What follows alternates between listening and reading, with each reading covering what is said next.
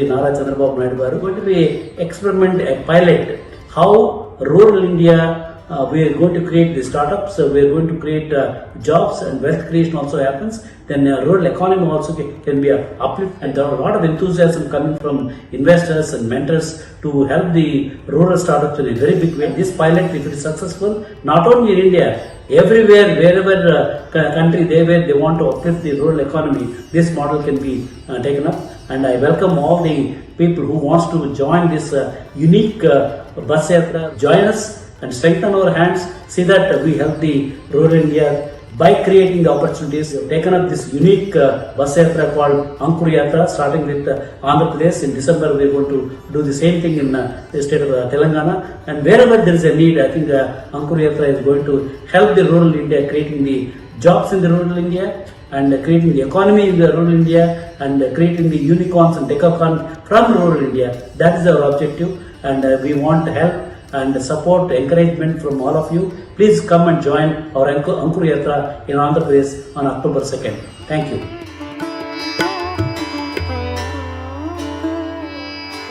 To stay informed about the startup ecosystem, subscribe to My Startup TV.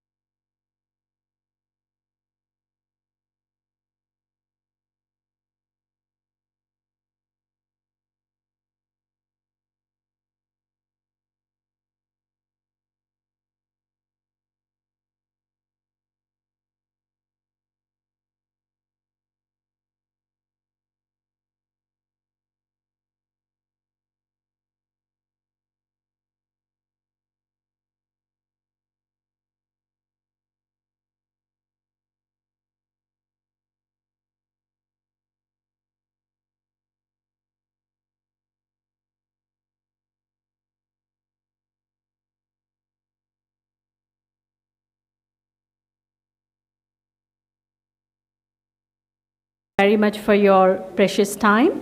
We're going to start the program right now, and I would like to invite on the dais Mr. Jay Chaudhary Garu, founder of International Startup Foundation.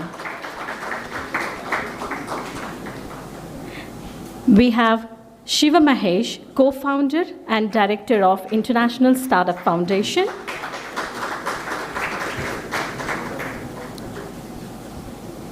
I would like to invite Dinanath and Sheshigaru. Request Balaji Reddy Garu, founder and chairman, Vamshi Ram Builders. We have Srinath Pepura, founder of 108 Ventures. Please give a huge round of applause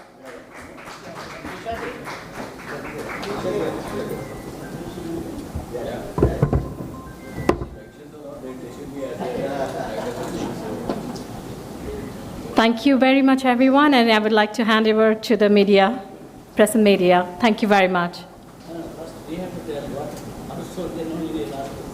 Okay. I would like to request Jay Chaudhary Garu to start the event. Good morning to all of you.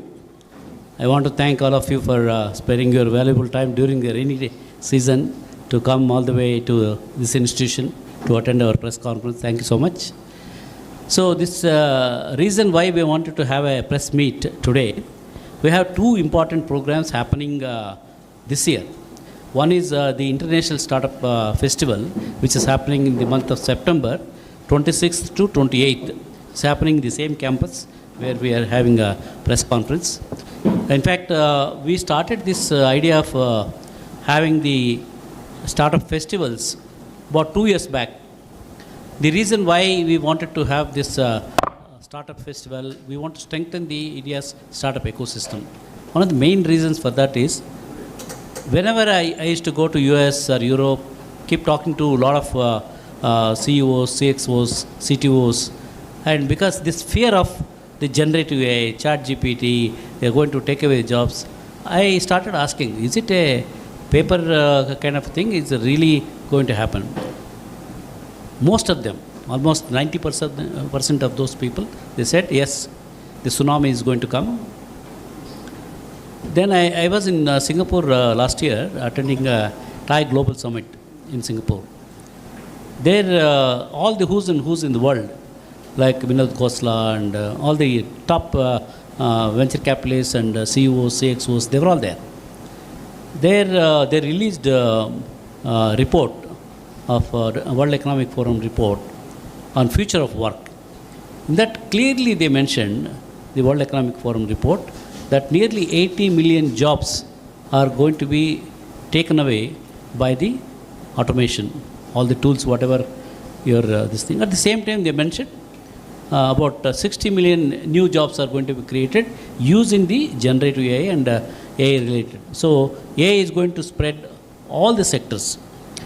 And again, they said the people who can get jobs in the next 5 years, unless they have cross-domain skills, they will not be able to survive and they will not be able to get any jobs. That is a really scaring thing, because that's one data point. Second data point, I was in US about a month back. I don't want to mention the name of the company and the name of the person. He is number 2 in a big multinational company.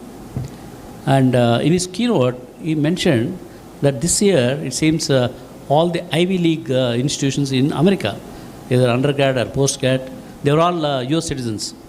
Still, the moment they say, I am BTech computer science or any IT related, industry is saying no jobs, no internship. At the same time, when the student mentioned, I did mechanical engineering, aeronautical engineering, they are all getting good jobs and good pay packets. That's another very scary thing. If BTech or MTech people from universities like Purdue, Penn State, if they are not getting jobs, our engineering colleges, we have been talking about it, most of the engineering colleges, particularly private engineering colleges and some of the private universities, the quality of the people who are coming out of the institutions, last 5-10 years, people have been talking, if you interview 1,000 people, maybe one person is selected for any job, except during the COVID times. COVID times, what happened, everybody, they did not take any new recruitments and all that, thinking that the COVID, how long it is going to have and all that. So, once the COVID period is over, there's backlog, because they are getting a lot of new projects and all that, this thing, there are no manpower. That is the time they went to all colleges all over India, whether it's a college in a small village or town or this thing, or whatever the packages, this thing they started giving, because they have to complete those projects. So everybody thought, still IT is going to do very well, even small villages also, all the people were getting jobs. So everybody very bullish and optimistic that still IT is going to. So with the result, what is happening? All the parents are telling their children to join only in computer science. If they offer free seat, even mechanical or civil, no. We want only in computer science. With that result, what happened? All the universities, private universities and public, engineering colleges, they removed mechanical, civil, all the domain departments are not there, faculty is not there, no research, this thing whatsoever. What they have is only IT, computer science, AML, data science, all those. Today, there is no job for them. Because these generative AI tools, they can create any language solution if you prompt. There was recently one conference in Dubai. The conference is about prompt engineering championship, some challenge competition. It seems there one of the Indians was also selected in that competition. So that Indian, he participated in that. He is like our Manohar is a good painter. So Manohar, your job also will be question mark. So I'll tell you that gentleman, compared to other people, in 10 minutes they have to prompt the system what they want to, what kind of painting they have to create and all that. And his painting was the best. And that means he is given good prompting, good questions to the generative AI engine, and it automatically painted this thing, and he received. Like that, there are 4 or 5 verticals, and that's happening today. You think, any 3D printing or any UIX design, everything, the systems are, today's tools are, what will happen tomorrow's, they will not keep quiet, right? There is a big competition between Microsoft, Google, all these companies who have got generative AI, including Meta, that Llama 1, 2, 3, 4, it will go on. Today itself it is like this. Next year what is going to happen, you can imagine. What sectors, journalists already being hit in Europe, most of the journalists lost the job. Because generative AI can write a report. Just you tell the incident, it will write that report in a perfect English or whatever. You make a little bit modification. In fact, my colleague Mahesh, whenever I had to send some report, sir, you just dictate, sir, in Telugu or English and all that, I'll give it to ChatGPT, and that created a good. Recently, I sent a similar report to, I don't want to mention the newspaper, it is one of the top newspapers in the country. When I was in Jamaica, they wanted, so I gave a voice recording to Mahesh. I don't know what he has done. He gave it to ChatGPT, a nice report, and immediately I just looked at it. Very, very good report. I sent the report, and immediately she gave a message, sir, this is a ChatGPT generated. I was stunned. See, people are already seeing what is ChatGPT generated report versus. Then she said, sir, you send your voice message, I will figure out and write an article, and finally she published a good article. See, the reason why I am telling all this, in India, with 1.5 billion population, all these 30-40 years, because thanks to IT services, whether you are BTech, second class, third class, in fact, during my STP days, particularly during Y2K period, many people I sent to America who are just BA third class, diploma in pharmacy, any degree, just I used to ask them, go on the Amirpet, there are a lot of training institutions, get some COBOL training, mainframe training. They used to get trained, and some companies, they used to take them and got H1 visa, and they went to Wall Street. Today they have become entrepreneurs. So Amirpet to America used to happen at a big scale. Today that story is coming to an end, because we can't do any of the testing jobs, we can't do any programming this thing, and it's going to be a difficult situation for India to handle. And there was a report recently that in India, about out of 7 million jobs, 1 million jobs are going to be removed, existing IT services jobs. That's only beginning. I don't know how many more million jobs are going to be removed. So on both sides, working employees in IT services company, they are losing job at a big scale. At the same time, youth who are coming out of the colleges, fourth year or third year engineering, they don't have any hope that they will get a job, because they don't have domain knowledge. So on both sides, India's unemployment rate is going to go up, right? In this situation, In fact, I keep telling everybody that Missamma, there is a Telugu movie, N.T. Ramarao and Savitri. Main theme in that movie is unemployment. So since there were no jobs, though they are good, they got good degrees and all that, both of them, no job. So for sake of job, they had to act like a wife and husband and all that, this thing. So during that time, number of colleges very less. Even when I was studying in IIT Madras, number of IITs were very less. Today, every state has got IIT, IIIT, Central University, all that, this thing, premier institutions. Plus engineering colleges, private universities are plenty. That means so many millions of people are coming every year out of those schools and colleges. If there are no jobs, what will happen? So that really bothered me. All these years we enjoyed in India because of IT. The same IT is going down. Then how do we take care of the employment? That's when I thought about why not we create jobs through the startups. Fortunately in India, startups are growing. Now we are world's number 3 as far as the number of startups, number of unicorns. So all good things are happening in the startup this thing. Plus in addition to that, India with 1.5 billion people, and majority of them have got smartphones. And all of them are digitally connected. I keep telling this story. I'll repeat. Is actual story. When I was in my village during COVID times, I went to a temple. While coming out of the temple, a lot of beggars, they started asking me money. Then I looked at my purse. There were all big notes were there. I said, sorry, I don't have change. And then I was about to get into the car. One young beggar, sir, do you have GPay?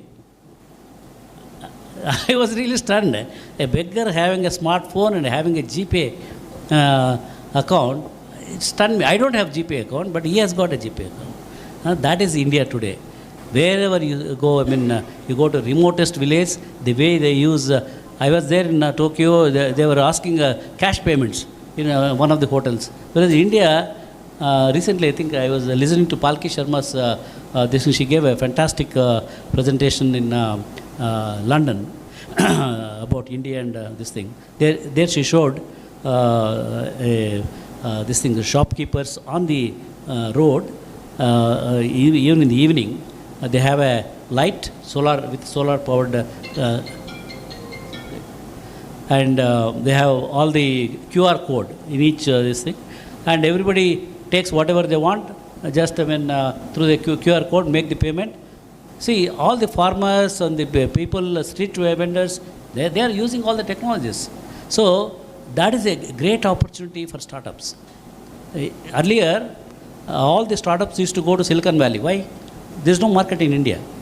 Now, US startups, they want to come to India. We had recently a conference in New Jersey, and how many US startups presented to us? About 10 startups. And they want India market, they want money from India. So India now both on the investment side, there are a lot of investors are there, and India market is very big. And the way our policies or recent budget, they removed angel tax. They know that potential for startups. So that's the reason why I thought we should focus on creating more startups, making them successful. Suppose every year, say we have 50 unicorns coming from Pan India.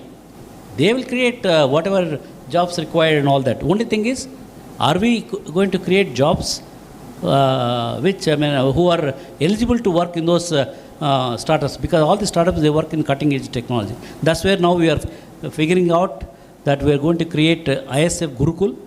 We are going to select the best training companies as a part of our ISF Gurukul, and for existing employees who are working in testing areas and all that, we will bring them to that Gurukul, and we will give them the domain knowledge. We will also give them the AI knowledge, and it is not done by a professor teaching in the class.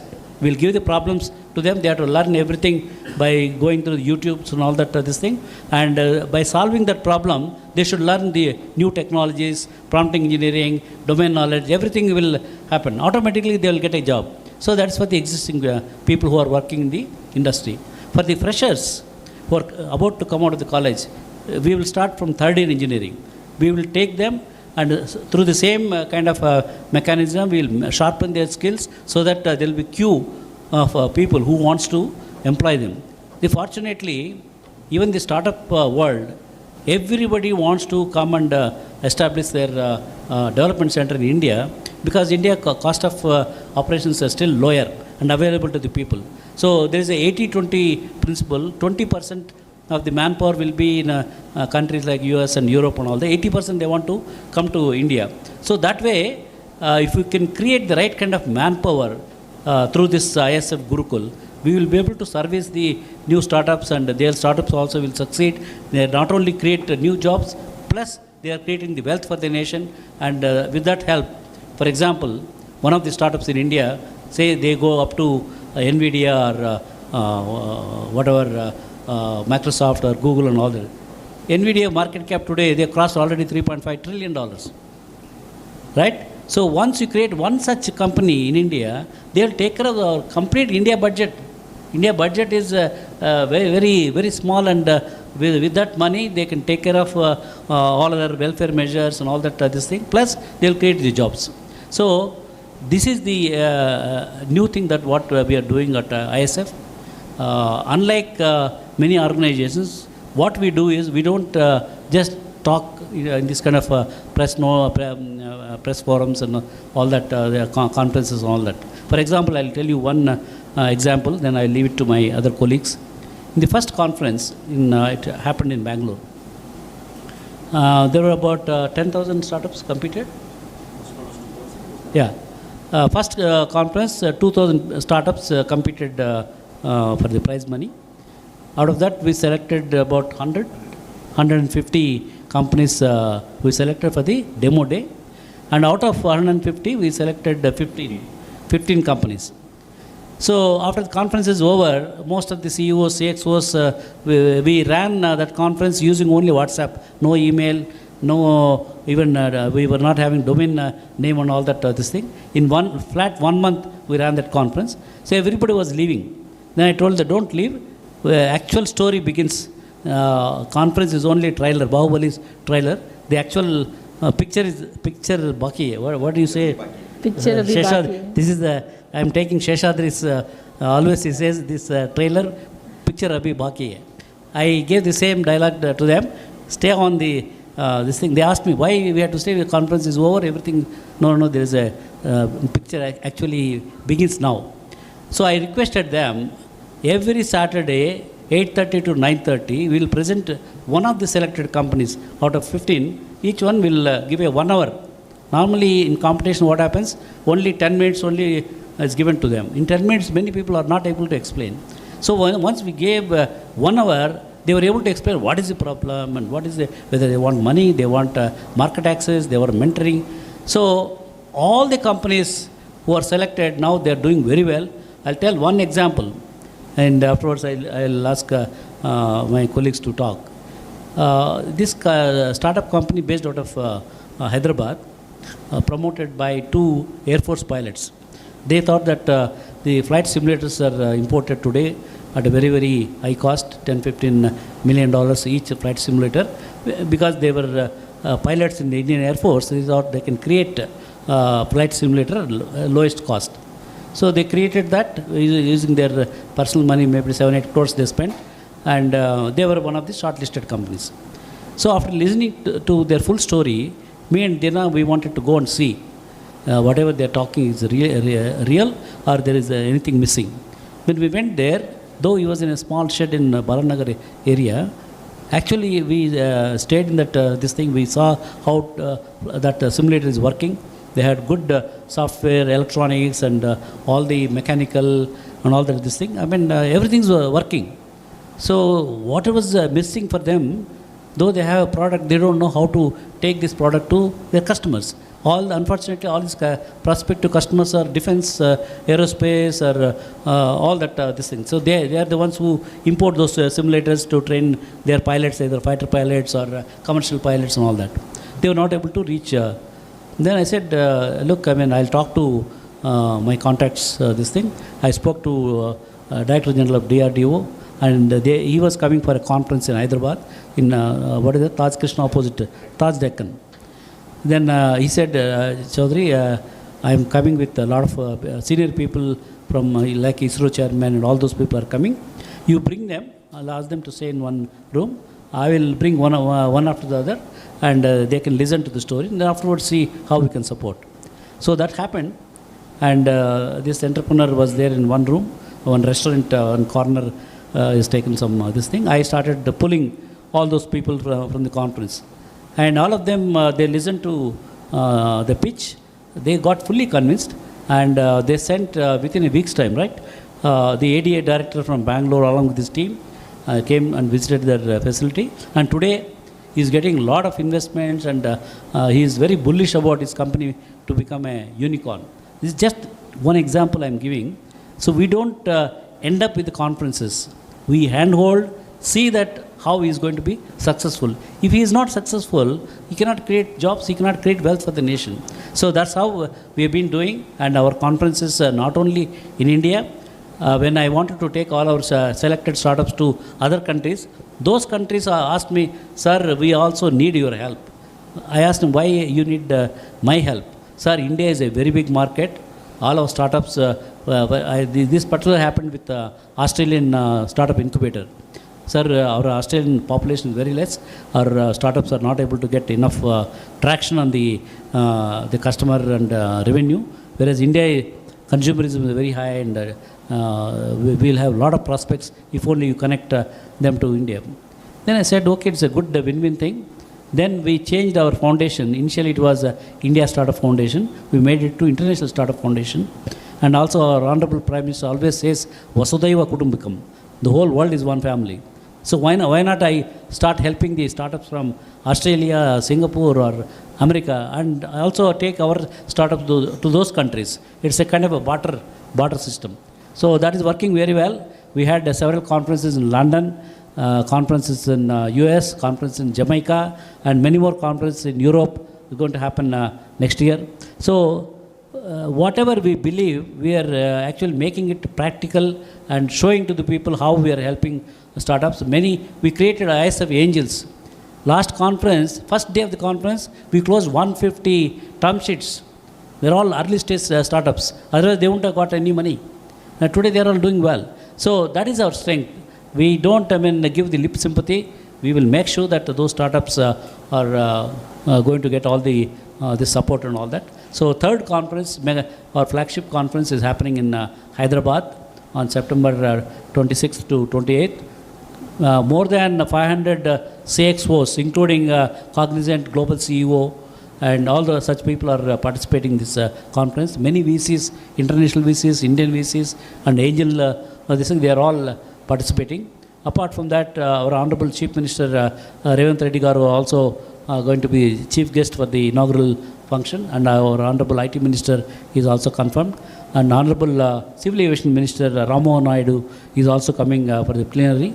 And Honorable Deputy Chief Minister agreed to inaugurate our expo of ISF.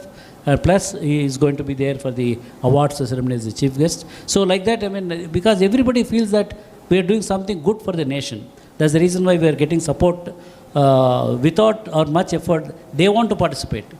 And the second one, which is again a very, very important thing, what we are doing, is a unique thing, first time in the world, that rural startup bus yatra. In fact, our last conference was also rural.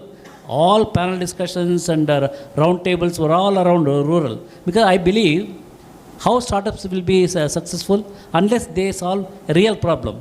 Where are the problems? Problems are not in the cities like Hyderabad. Problems are in the rural area.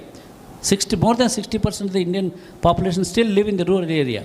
I, as an agriculture farmer, I faced a problem of labor shortage, and one startup says, "I will fix this problem through a robot." It is already getting done. So every problem in the rural area is an opportunity for a startup. That's when I decided, let's focus.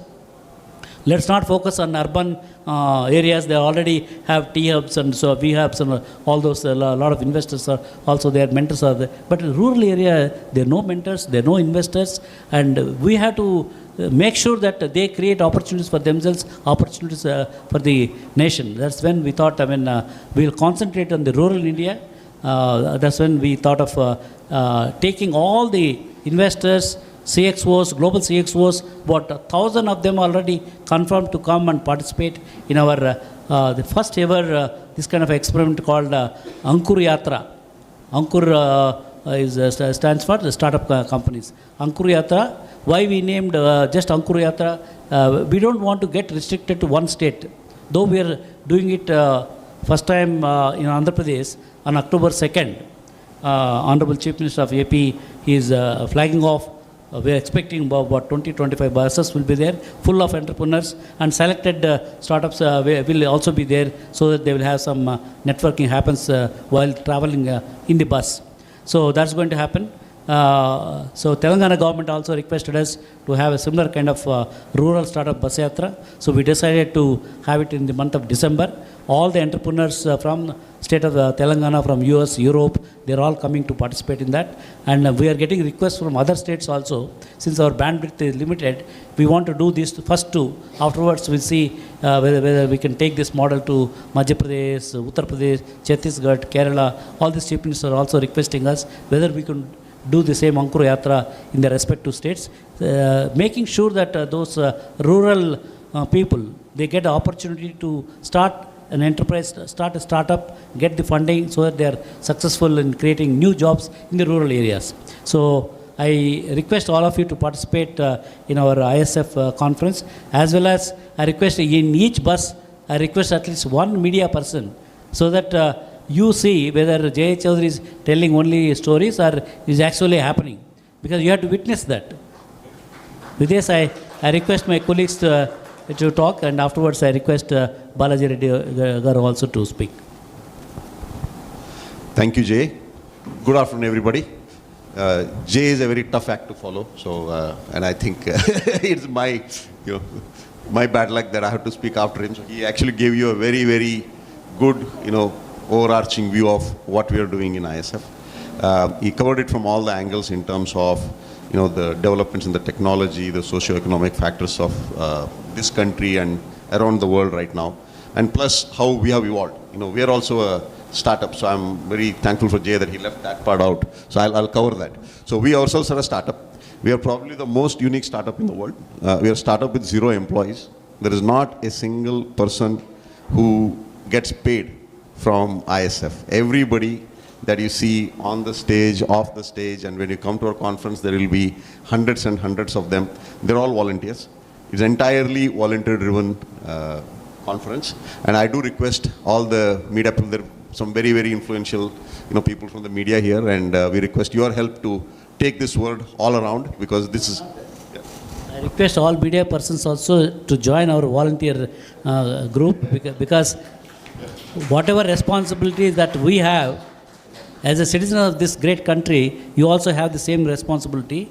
We are not doing these things for any visibility or money, no such thing. All our volunteers, though they have their own companies, they are giving 80% of the time to ISF without expecting anything from ISF. That's the reason why we have not employed even a single employee.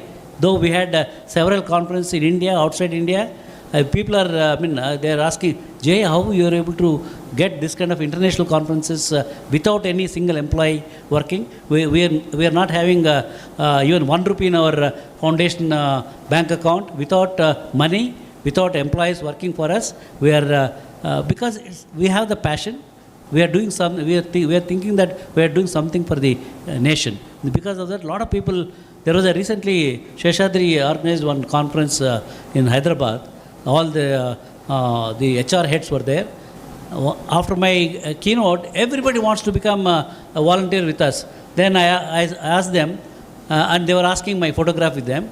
I said, whoever came to me, I used to ask, have you joined our volunteer? Then only I will allow you to take a selfie with me. 100 people showed up. So I am requesting all the press and media, whatever responsibility we have, you have the same responsibility as a citizen of this great nation. Join us and participate in Bus Yatra so that you can cover the live, whatever is happening. Yeah, you mentioned that. Okay, so I will cover one part of the ISF that I get very focused on, and I think that's a very, very critical part of how these startups will essentially derive value from this entire network, not just from ISF, but all the people involved, including all the volunteers and all the mentors and the investors. So as Jay mentioned, we actually onboard startups with an intention to help them. And what kind of help they need? They typically need 2 or 3 different types of help. One, if they have an idea, they're getting their product out, and many of them are in very early stages. They actually want some customers to try that out. And usually in this country, we have this culture that if somebody is a startup, somebody wants to help them, they say, oh yeah, you can do this free. So we actually encourage the people who want to help them, saying, don't just give your place to come and, put their product and show it to you. Buy it. You may or may not use it entirely, or sometimes it's a loss. Sometimes it may be a great, useful product for you.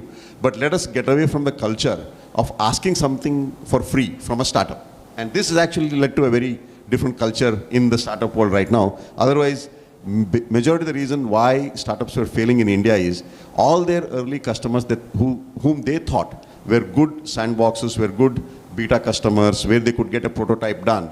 They were all demanding that for free.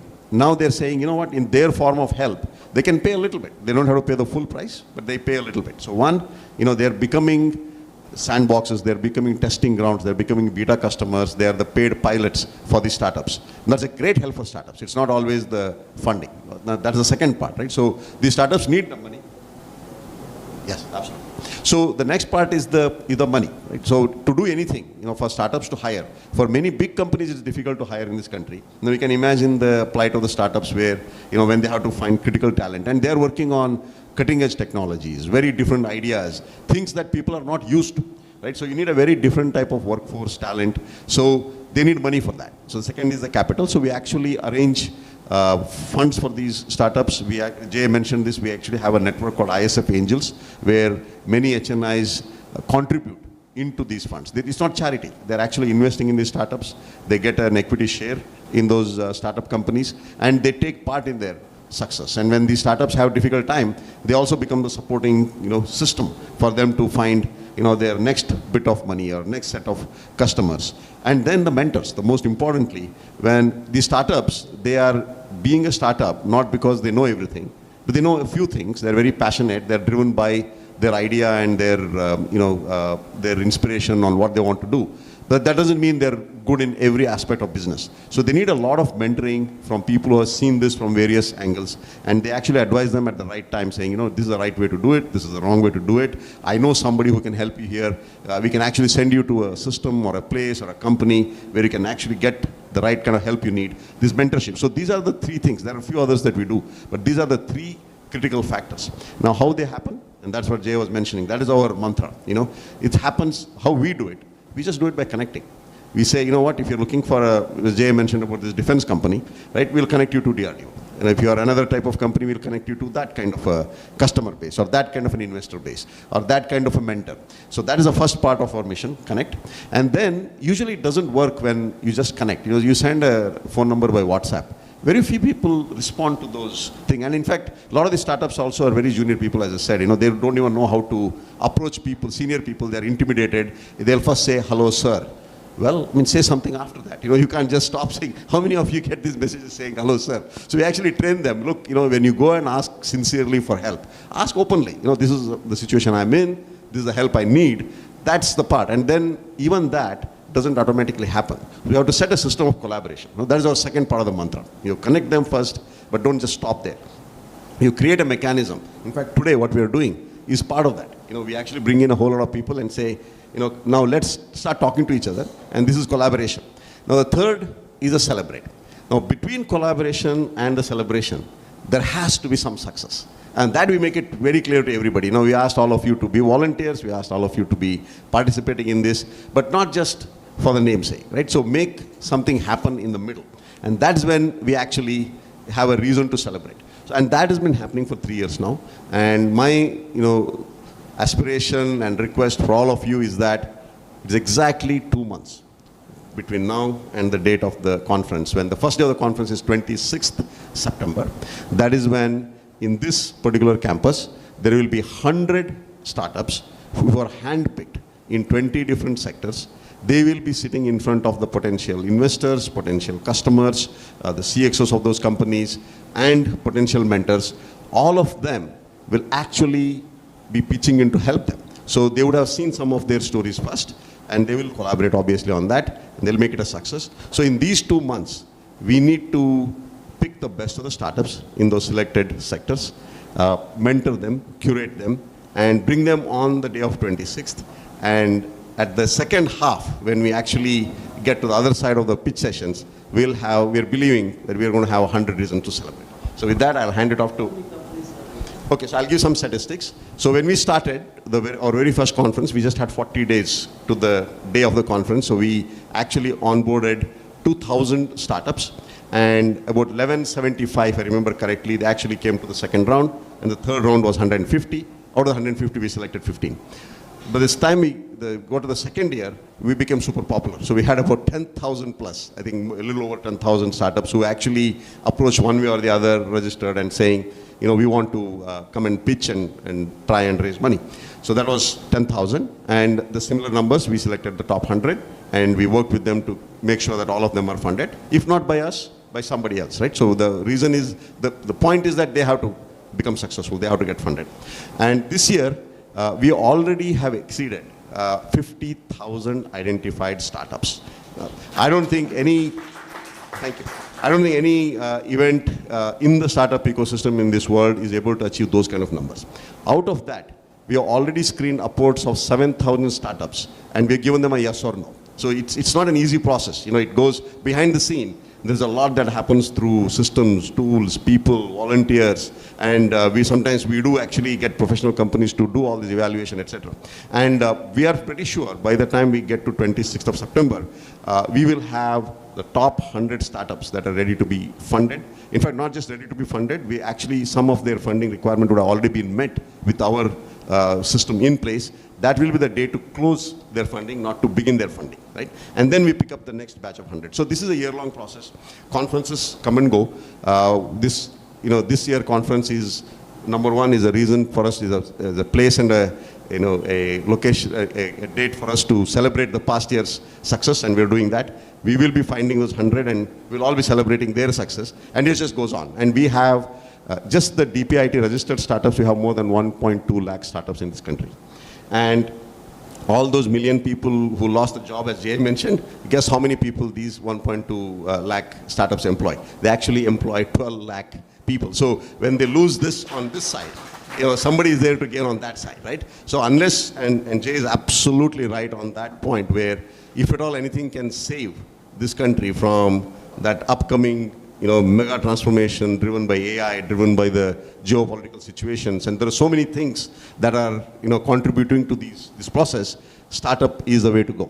Because these startups, and there are 1.2 lakh registered, there's almost an equal number, and you'll never know the exact number because they're not registered, right? So there will be almost double that number who are not registered.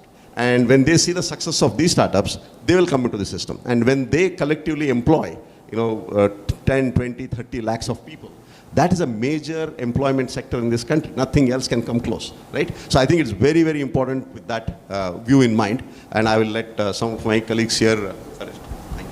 I don't know whether we are taking too much of time. The press people may be having another engagement on this thing. So maybe Mahesh, why don't you look at what are the MOUs or announcements? So first of all, thanks for all the press and media and all the volunteers for coming and joining here. While Jay and Dina has explained you why we have started this startup conference and what's going on in the pitch sessions. See, there are a couple of other components in this conference. One is the basically conference event by itself, and there is an exhibition is also taking place. One of the finest startup exhibitions in our country, which we are planning to do here. And in our last year's exhibition, we have seen more than 10 plus international pavilions has been set up here. And this year, we are expecting 25 plus countries are ready to participate in our expo. Along with this, we'll have our state pavilions and startups from the early stage, idea stage, growth stage, everybody would be participating. So this would be a great opportunity for the startups to showcase their products, services, whatnot. Along with this, there is another opportunity which we are providing is to launch their products in this big stage. Any startup or any growth stage startup, they want to start their new products or services, it would be a great stage for them to showcase their products and launch their things. Coming to the conference, we have more than 15 plus roundtable discussion topics that we have identified. Some of them are the burning, or I would say the upcoming sectors like agri-tech, of course fintech is there, consumer tech, energy tech, VLSIs, health tech. While these are the discussion topics, we are also doing a unique roundtables such as Junicons. I would ask Jay sir to describe more about Junicons thing. Yeah. Thank you for bringing the topic. మీ అందరికి తెలుసు కదా, తెలుగులో ఒక సామెత ఉంది, మొక్కే వంగంది మానే వంగదని. సో నా ఎక్స్పీరియన్స్ ఏంటంటే చాలామంది బీటెక్లు, ఎంటెక్లు, పిహెచ్డీ చేసిన వాళ్ళని కన్విన్స్ చేసి క్రియేటివిటీ సప్రెస్ అయిపోయి ఉంటుంది. మన ఎడ్యుకేషన్ సిస్టంలో first thing what they are doing is they are suppressing the creativity of the student. They are all good when they join the colleges and all that, but our mechanism, they are suppressing all the creativity. So what is happening now, the people who are studying in schools, that's why we kept 8 years to 18 years as a Junicons, and I am getting the requests from all over the globe. Lot of people who are already demonstrated their entrepreneurial spirit. From US alone, there are about more than 10 such students who are studying in the schools. They already created products and all that. And similarly from London, a lot of people are coming. India also, a lot of such students who wants to demonstrate their the capability to create new year startups. So my gut feel is India is going to produce more unicorn from that Junicorns.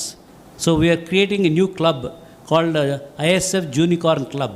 Like any other clubs, this thing, from all over the world, whoever wants to be an entrepreneur, this thing in that age limit, they will get some of those privileges because we are going to connect them to the investors and mentors, all that we will be doing. So that's one prediction what I am thinking. The second one is, my prediction is future unicorns or sonicons will not come from cities. They will all come from the rural background. Maybe from Adilabad, some unicorns may come. From Anantapur, some unicorns may come. So that is the kind of thing which is happening because they have a lot of problems to be solved. They got more fire in their belly. They wanted to prove something. So these are the indicators. That's the reason why we have such roundtable conferences. And this is a very important roundtable. The other one is, the other roundtable which is very, very important is the Rural Economic Forum. Like World Economic Forum, see, World Economic Forum, every year it happens in Davos and they take the same conference to other countries. Whereas our REF, Rural Economic Forum, we are going to concentrate on the United Nations Sustainable Development Goals. Like removing the hunger is one such goals out of the 17 Sustainable Development Goals. So far nothing really happened in a sustainable way, though United Nations announced this a long time ago. So we want to pick up Rural Economic Forum, pick up one or two of those things and experiment in India, how they are going to really remove all the problems in that particular segment and have all the standard operating procedures. Then we'll train other states and other countries how that can be done. So that's another important roundtable called Rural Economic Forum Roundtable. So we are not picking up all the routine fintech and all that. They will be there. Startups point of view, they want some network connectivity and all that. But this new dimensions and the new way which is going to happen, we are catching them early on so that these people are positioned to create more unicorns. India should beat Silicon Valley because we have all the plus points to make our startup companies from the rural area, from young people in the unicorns and all that. And we have big market, very big market. There may be funding issue in USA, but in India there is no funding issue. Like I mentioned, first day of the conference, 150 term sheets for early stage startups. This never happened in any conferences anywhere in the world. So that's our strength. Now I request Balaji to talk about, my friend Dinanath mentioned about three things: connect, collaborate, and celebrate, right? Connection we are doing through the festivals, like Sankranti Muggullo, ఏం చేస్తారు, first చుక్కలు పెడతారు. చుక్కలు పెట్టిన తర్వాత ఈ చుక్కలను connect చేస్తే మంచి ఫిగర్ తయారైపోతుంది. Same thing ISF is we got expertise in connecting the dots.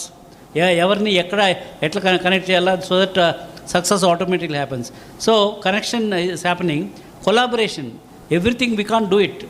We need other players to collaborate with ISF so that as a whole we can do well. So one such collaborator who has come forward is Mr. Balaji Reddy. He is Executive Director at Vamshiram Bay Builders, and let him talk about what component, how he is going to help the startup ecosystem through his own words. Thank you, Jay Garu. As he rightly said, Jay Garu is a good friend of mine, and I have been watching their growth story for a long time, for last 2 years about ISF. So I have also traveled worldwide, and I have a passion towards empowering this rural youth and the startups.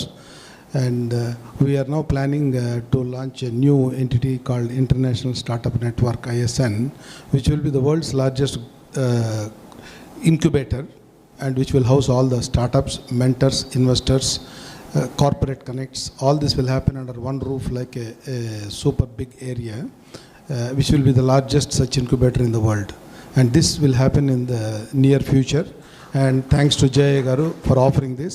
All the ISF startups which have been selected, they will be housed in ISN. We are signing an MOU today. They are our first partners to collaborate in our facility. And we already have initiated with 2 such people in the world. The second largest company accelerator program. They are planning to launch enterprise and AI soon in January in India, and they have partnered with Microsoft and Google already for this program. They will also be housing in our facility. Thank you so much. And the last thing, this will be a hub and spoke model, as Jay Garu has a passion towards rural areas. We'll be doing district level incubation centers in all the districts. When they complete the bus rural yatra, where they select startups, they need not come to Hyderabad or anywhere. They can just work from their own district and connect to global network with the investors and with the corporates to grow their business. Thank you so much. Sit here. Just sign.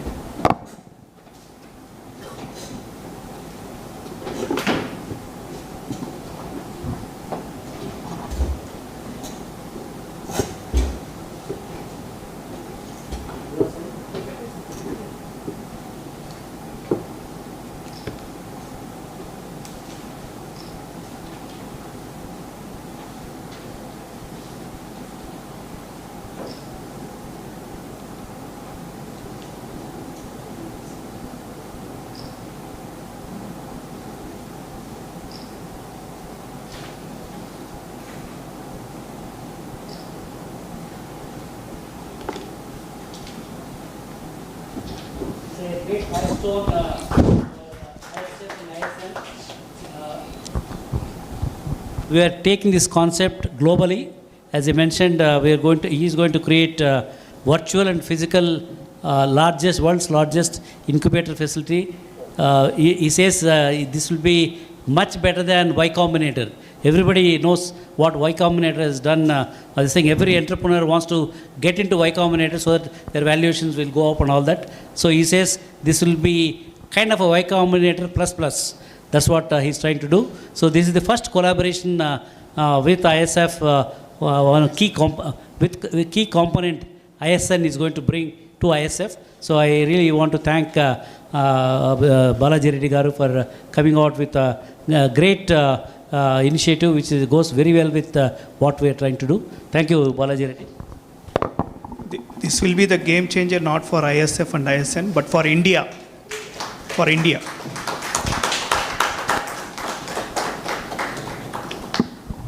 Thank you. Now I want to introduce another key component is the investment. So Srikanth is raising about $108 million, and he has been our volunteer right from the day one, and he is going to be collaborating with ISF. See that the investments, only problem with Srikanth is minimum ticket size is he says only $5 million. So I had to figure out how to get smaller checks for the early stage startups. So I request Srikanth also to say how Srikanth Venture Capital is going to help us. Srikanth, though your VC fund is minimum ticket size 5 million, you think of getting at least $500,000 or this thing to introduce that component also, so that we can help many more startups. Go ahead. Thank you, sir. So my name is Srikanth. I'm a founding partner at 108 Capital. We are a SEBI registered Cat 2 AIF. But very importantly, as sir mentioned, here as a volunteer for ISF ever since it started. And all that I can tell you that, we've been part of this journey over the last 2 years. It's a fantastic platform for entrepreneurs, investors, mentors to actually come, collaborate, connect, and celebrate, right? That's what we actually stand for. And with the kind of collaboration that we just saw with Ram sir, I think this is going to be a game changer for a lot of people, because it's very difficult to kind of have everything on one platform and have access to also. And most of us, of course, have our day jobs, but all of us are very passionate about supporting this ecosystem, and that's why we are here. And of course, be it from 108 Capital or even otherwise, as we said, we have a large network of mentors and investors. All of us are here to actually help out startups in a meaningful way, right? And it's also therefore the onus is on you, the startups, to actually make yourself look good in front of investors. And that means that you'll get a lot of support from our mentors and everybody to prepare you for the day, right? And which is what, Dina is doing. So this is a very serious platform. Don't think that, you will probably just walk in and get away with money. It's very important that you do your bit and therefore then leave it to ISF. And that's the way we build credibility, right? That's very important for any organization in terms of sustaining it. So we expect the same from startups and mentors who are part of this network. Thank you so much. Another important component is how do you take this concept international? So that's where Mr. Sheshadri is the co-founder of International Startup Foundation, and he shown me only less than a trailer in UK. Last year when he invited me to London, the way he organized meetings in House of Lords. House of Lords, only parliamentarians and country heads, they go and attend those meetings in House of Lords. For ISF, he gave that platform. All the ministers from British Parliament and many parliamentarians also attended that ISF network conference event in last year. Not only in London, he has got tentacles in entire Europe. I don't know which are the countries.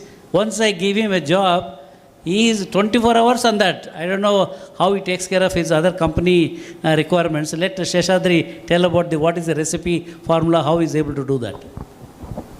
Thank you, Guruji. First of all, it's all your blessings and wishes. That's what I'll say. So I say, first of all, how I got it's close to about 1.5 years for me in this mission, ISF, where I always say this, and again, I know it's stereotype for many. In my Chedi days, I used to see Jay sir building this, all we see, whatever it is in.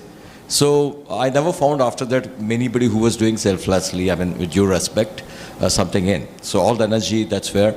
And I have been lucky, while everybody used to say, I know Jay sir, they've been there 20 years, 15 years, 20.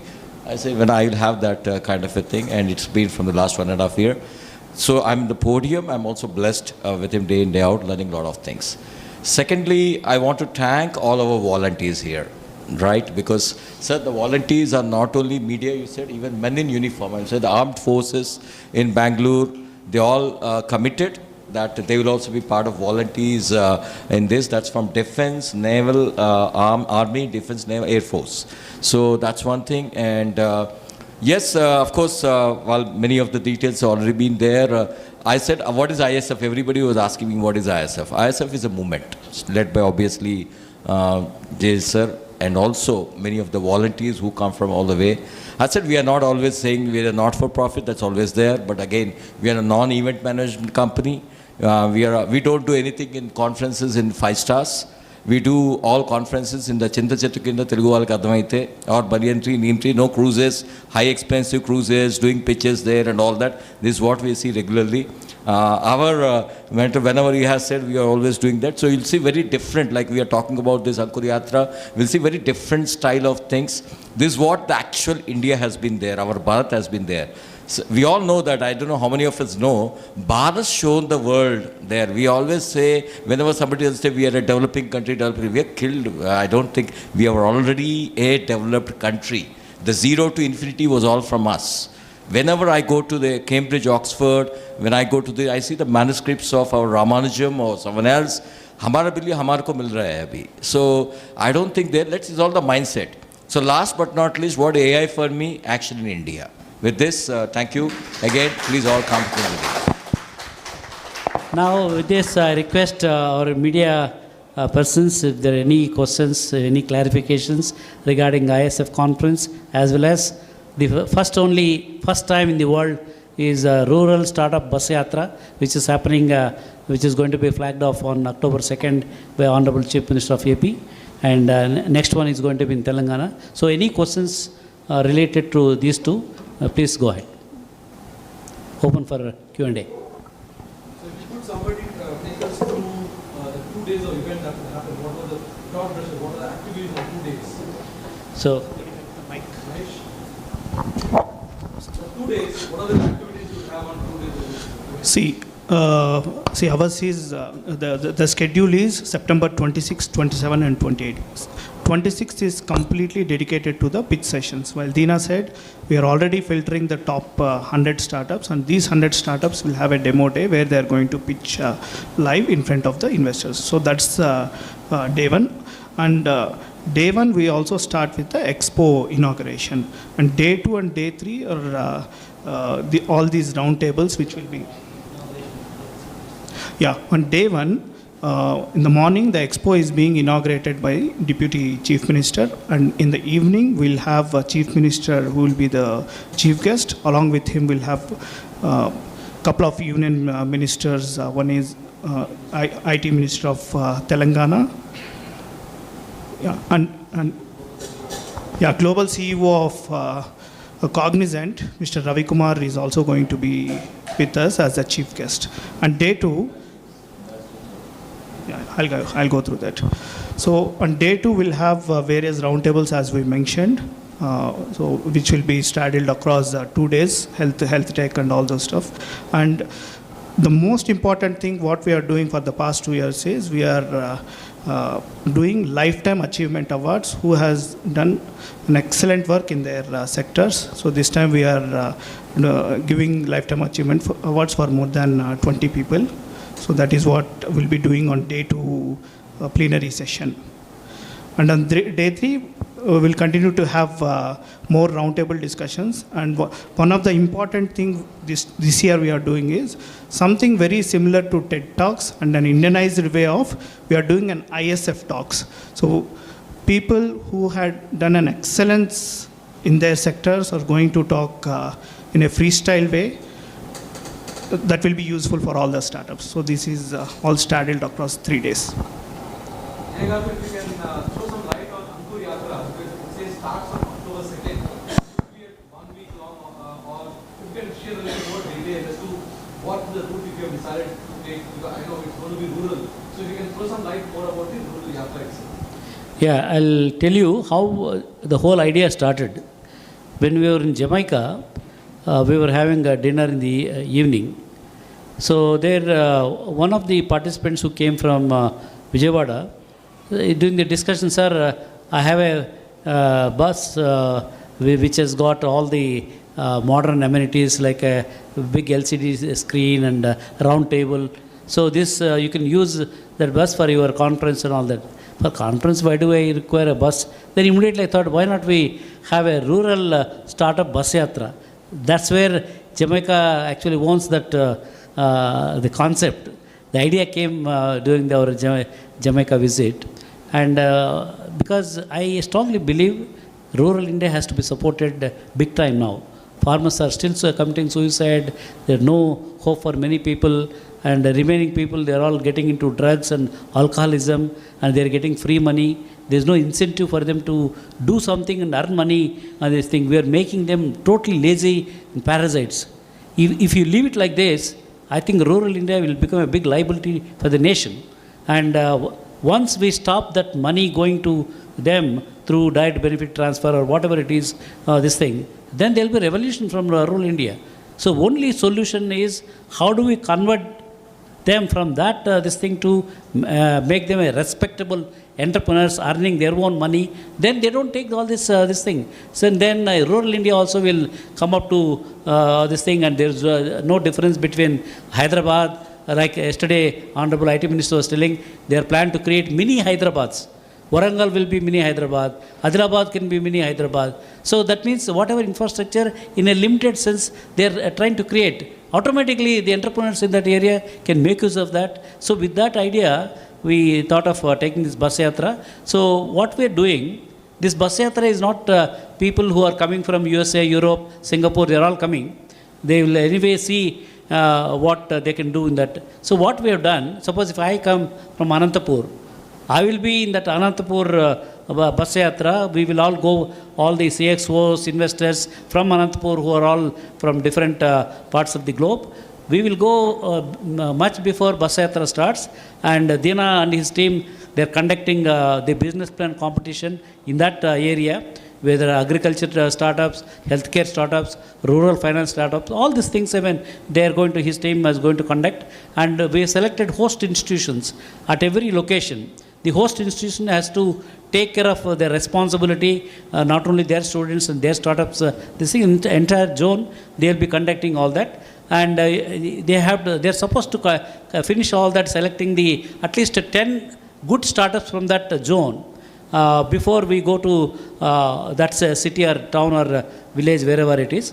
And 30th of September, the local ministers, for example, Kakinada, our Honorable Deputy CM of Andhra Pradesh, Pawan Kalyanji, agreed to be the chief guest to flag off. Not only the flagging off, we requested him to give the awards to those selected because they'll get inspired. If they are getting something in their own town, getting an award or recognition from people like Pawan Kalyan, they will, their excitement will be boundless. So that will happen on September 30th.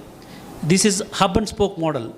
Simultaneously, on the same day, Anantapur bus yatra will happen, Vizag bus yatra will happen, wherever we have Kakinada, Rajahmundry and all that. And all the buses with the entrepreneur selected companies, they will all come to Amaravati on 1st of October. And Amaravati, Honorable Chief Minister agreed to give at least 1 or 2 hours depending on his schedules. He will interact with these startups, and also he will interact with all the people who are coming from different parts of US and Europe, and he is going to take the commitment from them. Okay, you have come to participate. How many jobs you are going to create in your area? We have got a project called Project 100. In 100 days, they have to first show their commitment, whether they have invested in some company or created some jobs in their districts. So only those people will be in our next bus yatra or whatever activities. People who only talk, oh, we'll do it and all that, this thing. If they are not able to complete that 100 days project, we'll request them, probably you come to us whenever you got real this thing. So with that kind of a commitment, all the buses will be flagged off on Gandhi Jayanti, which is October 2nd, by Honorable Chief Minister. Why Gandhi Jayanti? Because Mahatma Gandhiji believed in rural empowerment and rural industry, all the cottage industry, all those things. He wanted to do it. But unfortunately, we sidetracked, and we only took care of public sectors and the cities kind of this thing. That created the imbalance. Today, nobody wants to stay in the rural area. In fact, my brother's son, though he did BSc Agriculture and MSc, he went to Wageningen University in Netherlands, and he came back and he wanted to be in the village to do some agri-tech.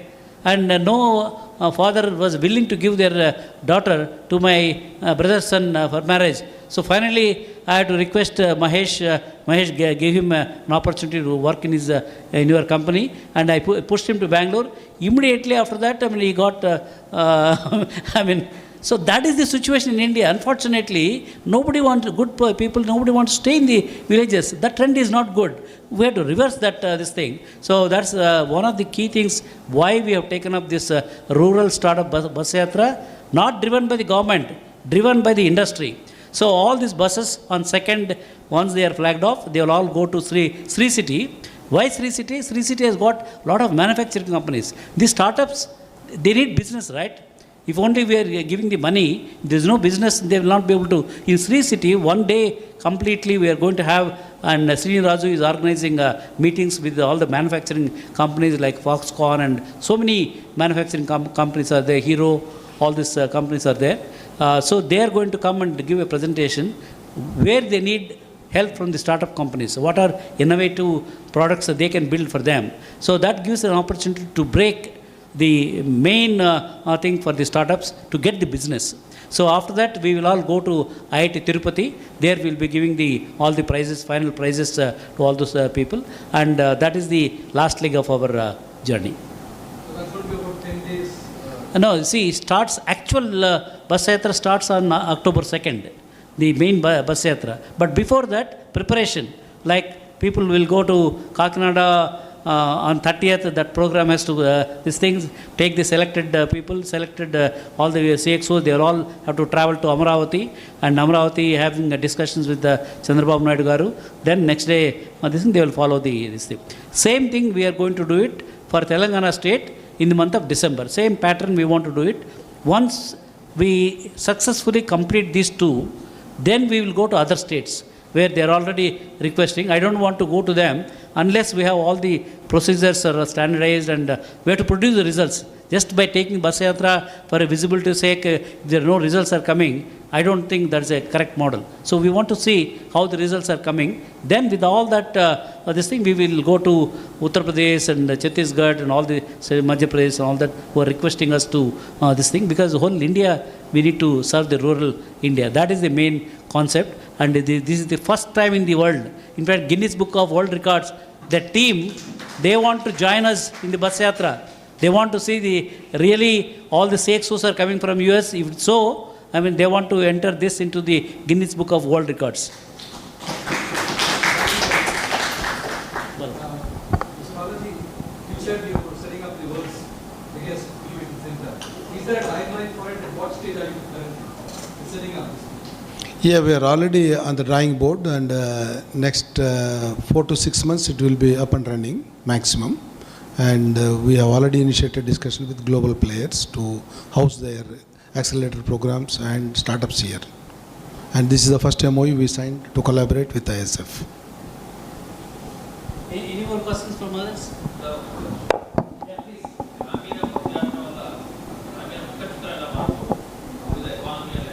Yeah, good question. Yeah, as I was telling earlier, the future is going to be rural. Not only in India, any country, because the majority of the population, they still live in the rural area. In India, more than 60% of our population still in the rural area. Unfortunately, because they are not getting a support, the migration is happening and cities are getting crowded and all that. We want to stop that. Create these opportunities, like the minister, the honorable minister was telling, mini Hyderabad had to be created. Similarly, mini Vizag had to be created in Andhra Pradesh, so that they have the complete social infrastructure, then digital infrastructure, other infrastructure, so that they'll be able to think of, for example, Joho Corporation, multi-billion-dollar company, they do products only in their company. You know where they do the recruitment? Only rural India, that to 10th class or 12th class. In fact, when we met Sridhar Vembu, when we wanted to invite him to come to Visakhapatnam, so Honorable Chief Minister Chandrababu Naidu Garu requested them, I'll give whatever land you want on the top of Rishikonda Hills overlooking the ocean. Why don't you set up your development center? Then Sridhar Vembu said, sir, we don't want any land whatsoever in Visakhapatnam, but we want land in your Kuppam constituency. Then Honorable Chief Minister said, Kuppam is not developed, then what is that? No sir, we want only in such places. We hire only rural people, either 10th class or 12th class. Then I asked Sridhar Vembu, why rural people, 10th class or 12th class, are there in urban areas? Why are you not able to take those people? Then he said, JSR, the urban students, they live in air-conditioned homes, they travel in air-conditioned buses, their classrooms are air-conditioned. In some international schools, even playgrounds are also air-conditioned. Their minds are all conditioned. We don't do any IT services, we develop innovative products. We want creative people. Whereas in rural area, those children, they don't know whether they can go to the school next day. They don't know because there are so many conditions which they are not certain about that. That is the reason why we want to take rural boys and girls, and they are creating innovative products, and we are one of the largest companies in India producing the products. Any more questions? Yeah. తెలుగులోనా? Okay. Ameerpet America.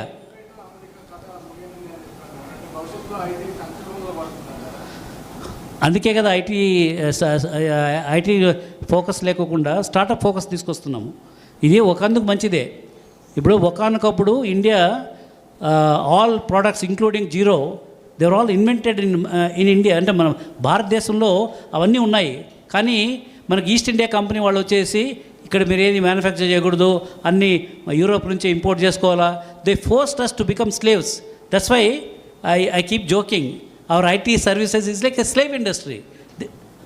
తెలుగులో okay. So మనం ఆ బానిసత్వ దీని నుంచి ఇప్పుడు బయటకు వస్తున్నాం. ఇంతవరకు ఎందుకు ఐటీ సర్వీసెస్లో మనం బాగా చేసామంటే మనకు ఆ మైండ్ సెట్ తెలంగాణలో ఏదో అంటారు కదా బానిసన్ ద్వారా, రైట్? అందరికీ ఆ మైండ్ సెట్ ఉంది. ఎవరైనా చెప్తే, ఇప్పుడు అమెరికాలో కంపెనీ చెప్తే సార్ మీకు ఏం చేయాలి సార్ అంటే వాళ్ళు చెప్తారు. అప్పుడు వచ్చి వీళ్ళు కోడింగ్ ఏదో చేసి వాళ్ళు పంపిస్తారు. అదేం వర్క్ అది? Kind of a slavery work, right? We are not producing the product. Once upon a time మనం భారతదేశంలోనే అన్ని కనుక్కునేవాళ్ళు. ఇప్పుడు we are forced to get into ఏది products, innovative things and all that. This is actually భగవంతుడు మనకి ఇచ్చిన ఆపర్చునిటీ. అంటే జాబ్స్ గిబ్స్ ఇక్కడ కూడా వస్తాయి, కానీ ఇక్కడ వచ్చేటి ఎలాంటి కంపెనీలు? Products, our own intellectual property. Then ఒక కంపెనీ ఒక గ్రేట్ ప్రోడక్ట్స్ తయారు చేస్తే probably we can become trillionaire kind of situation. ఇప్పుడు ఏదైనా మైక్రోసాఫ్ట్ కానీ గూగుల్ కానీ ఇవన్నీ కూడా వాళ్ళ మార్కెట్ క్యాప్ అంతా ట్రిలియన్స్ ఆఫ్ డాలర్స్లో ఉంటుంది.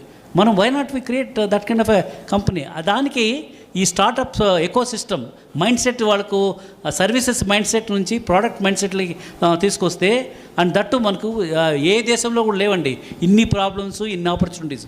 అందుకే మిగతా దేశం వాళ్ళంతా ఏమడుతున్నారంటే మా స్టార్టప్స్కి మీ ఇండియాలో మార్కెట్ యాక్సెస్ చూపించండి. ఎందుకంటే ఇంతమంది పాపులేషన్లో ఇప్పుడు ఒక అడ్వాంటేజ్ ఏంటంటే రూరల్ ఇండియా ప్రతి ఎలక్షన్స్ అప్పుడు వాళ్ళ చేతుల్లో చాలా డబ్బులు వచ్చేస్తుంది.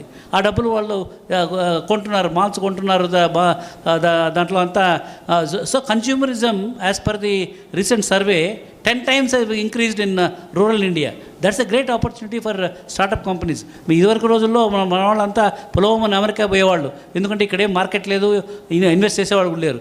ఇప్పుడు అవన్నీ మన దగ్గర ఉన్నాయి, వేరే వాళ్ళు కూడా మన దగ్గర వస్తున్నారు. It's a one way blessing and disguise. అందుకని ఆ స్టార్టప్స్కి అనుగుణంగా మ్యాన్ పవర్ లేదు. ఇప్పుడు ఆ మ్యాన్ పవర్ తయారు చేయాలి.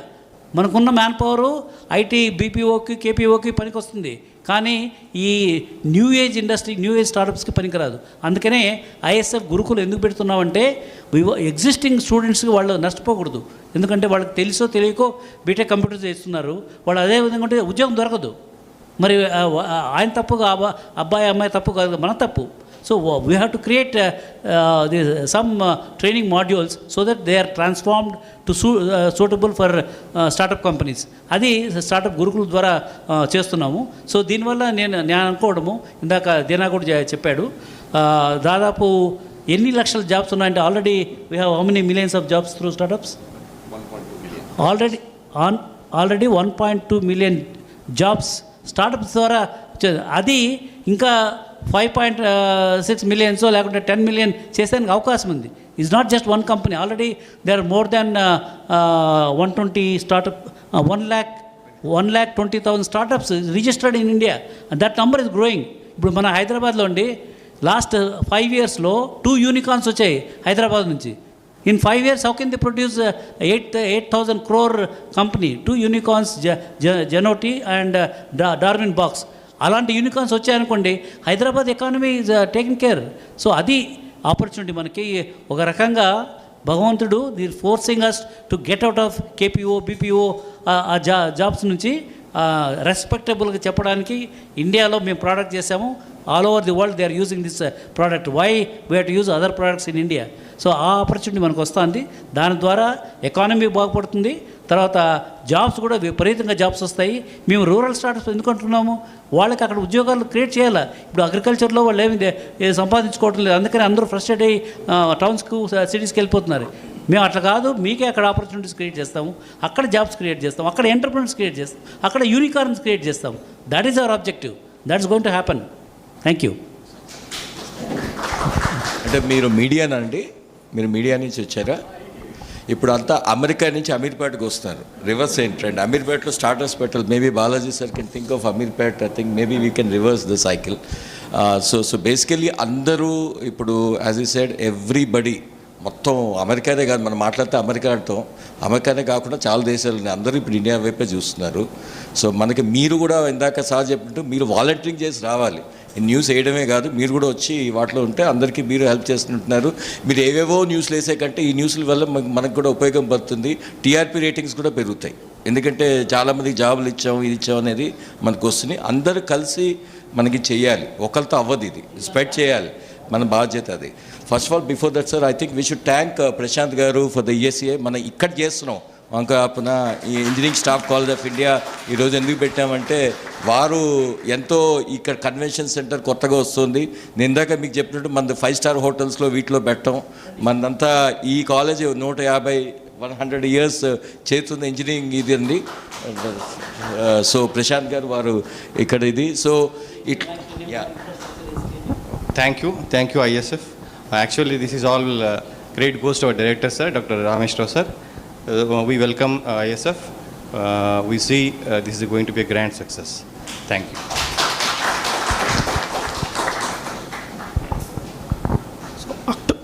అక్టోబర్ 2 జరగబోయే అంకుర యాత్రకి ఒక థీమ్ రెడీ చేశామండి. ఎలాగైతే అక్టోబర్ 2 మన గాంధీ జయంతినో మహాత్మా గాంధీ గారు మన అంకుర యాత్ర బస్సుని డ్రైవ్ చేస్తున్నట్టుగా ఒక థీమ్ రెడీ చేశారు. సో దీన్ని ఇప్పుడు జయ చౌదరి గారు అన్వీల్ చేస్తారు. This is the theme where Mahatma Gandhi is actually driving the Ankura Yatra bus with all the themes. And please come. Please come. Yeah.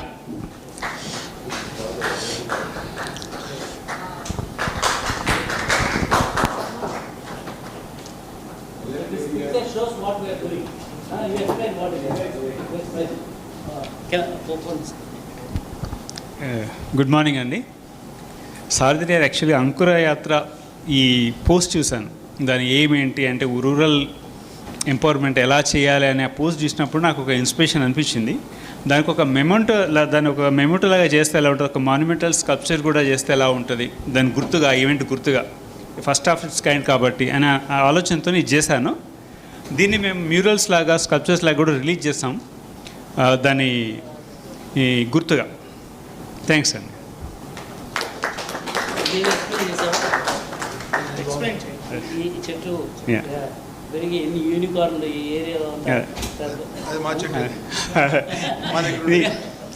Tree of life అంటారు కదా. Okay sir. అంటే ఒక చెట్టు అనేది మనిషి జీవితానికి ఎంతో ఉపయోగమో, ఆపర్చునిటీస్ని ఎంపవర్మెంట్ చేయడం కూడా అంతే ఇంపార్టెంట్ అనే కాన్సెప్ట్తో చేస్తాం. అంకురం అంటే మనం విత్తనం వేస్తే చిన్న మొక్క, అది ఇంత పెద్ద మహావృక్షం అయిపోయి అందరికీ నీడ ఇస్తుంది, తర్వాత అందరికీ ఫలాలు ఇస్తుంది. దట్స్ వాట్ అంకుర యాత్ర is all about. Thank you. I request all volunteers to come onto the stage if anybody. Yeah, please come. You volunteers are also any media volunteers, please come. You are part of us. Come. Without you people. Anybody without a camera.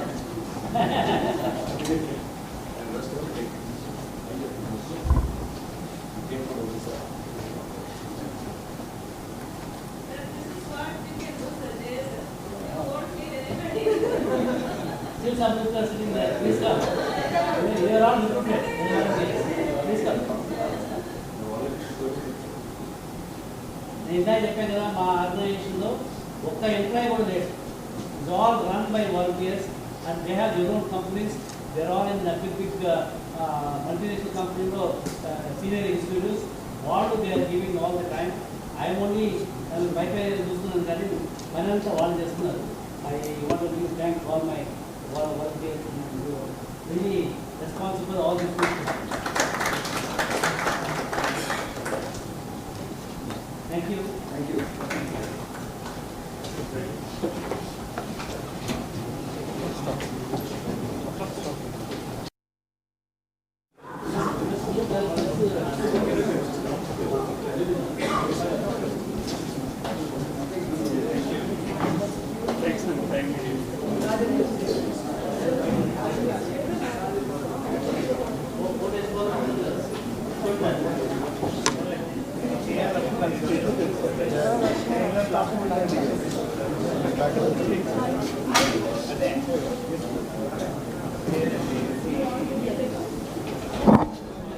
మన way of working మన event అప్పుడు కూడా ఒక big monument పెట్టి మీతో at least prototype చేశాను. So దాన్ని ఈవెంట్కి అలైన్ చేస్తే ఒకటి దాని మెమరీని ఎక్కువ media wise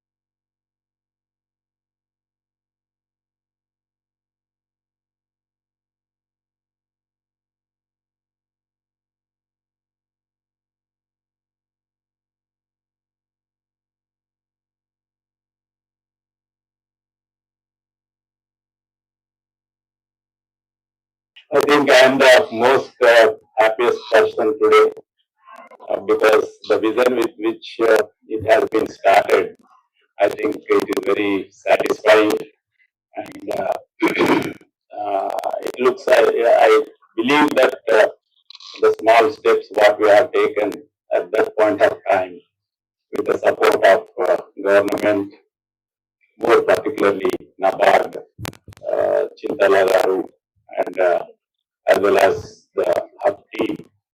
I think as they have mentioned, we started it in COVID time. It was a very challenging time. There were instances also people were thinking, what is this nonsense this vice chancellor is doing? Because it was not within the mandate, within the mission of the university. Okay, so that was the thinking. But sometimes idiotic ideas also prosper very well. So it was a disrupting idea, what we call it as. So we wanted to disrupt the ecosystem at that point of time. So we took this bold step, and that bold step actually fructified by the great support what we received from the NABARD. There were challenging times at that point of time itself, because there was an agri hub just half a kilometer away from us. Yeah, idea. Okay, so while they were asking why this another hub is within the half kilometer range. Okay, so there were this was a challenge. So that is where actually this idea was born. That is agri hub with spokes. So we wanted to be different from the hub what we had half a kilometer away. So the NABARD asked us, what is this distinct attribute this hub has? So that is how we ventured into this idea of agri-hub with the spokes, wherein rural innovation hubs will be established. Of course, at that point of time, other initiatives taken by the university officers in terms of one district, one commodity, establishing say what we call food processing units here, like oil, like dal mills and other mills have been added to this. That's how it has been built. So I'm happy that this rural innovation spoke has come into the reality. Now, I don't want to say what we call say what Raghuram Reddy was saying. He was my student. Okay. So I just want to ask you, what are the two greatest innovations this country has seen in the last 3 or 4 decades? So that is the problem. This is actually the problem. That means you do not know. That means all the speakers have spoken since last 2 hours. I am sorry to say that you have not given the definition of innovation. What is innovation? What is innovation? So say for example, the guy who has spoken last, he has taken an innovative service to the farmers. Drone service is an innovative service. Application of pesticides are not new. Application of pesticides are known to us for a long time, but we were using a sprayer. Now this man has brought a solution wherein, say he is using drone, so the innovative service he has brought to the farm. So any product, any process, any solution that actually disrupts the existing ecosystem and helps to increase the effectiveness, helps to increase the competitiveness, helps to increase the economic value, helps to increase the social value, that we call it as an innovation. So the two greatest innovations that we have is one you have in your hand, that is the mobile, and the second one is the Aadhaar. Aadhaar was the greatest innovation actually. Till date, no other country had this much, so what you call digitization of individual. So actually earlier, when we first opened the bank account, we have to run through the people. Can you sign for us? Can you to open the account? Can you testify for us? So we used to take few days to open an account. Now you can take your Aadhaar card, you go to the bank and you open an account. Okay, so for anything, say what we call any identity, you don't need other person's help here. So that is an innovative way of telling of your own, so what is your identity and so on. So these are the two greatest innovations. This is one. Then another important thing is what actually, say the success of Singapore is because of innovation. The success of Vietnam, which has been completely destroyed by the Americans, and within a very short time, they could again build their ecosystem. That is due to innovation and entrepreneurship. Okay, why today China has reached that? I don't know how many of you know. 1985, our economy and Chinese economy was the same. No difference, exactly the same. And today, we are at 3.5 to 4 trillion, and whereas China is at 18.5 trillion. How this has happened? How this has happened? I am very happy. We didn't understand. The second guy, Anjaya, he has made a very valid point. Why today China was able to reach that stage? Actually, he has told the answer. So if you want to, of course, policies, liberalization, all this matters, but you need to have people in the country who can understand the innovation. So if I have to put a factory, I need workers.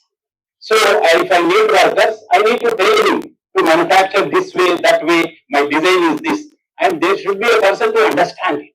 So to understand it, you need skill. To understand it, you need education. To understand it, you need, say, what I call enabling environment. You need policy supporting it.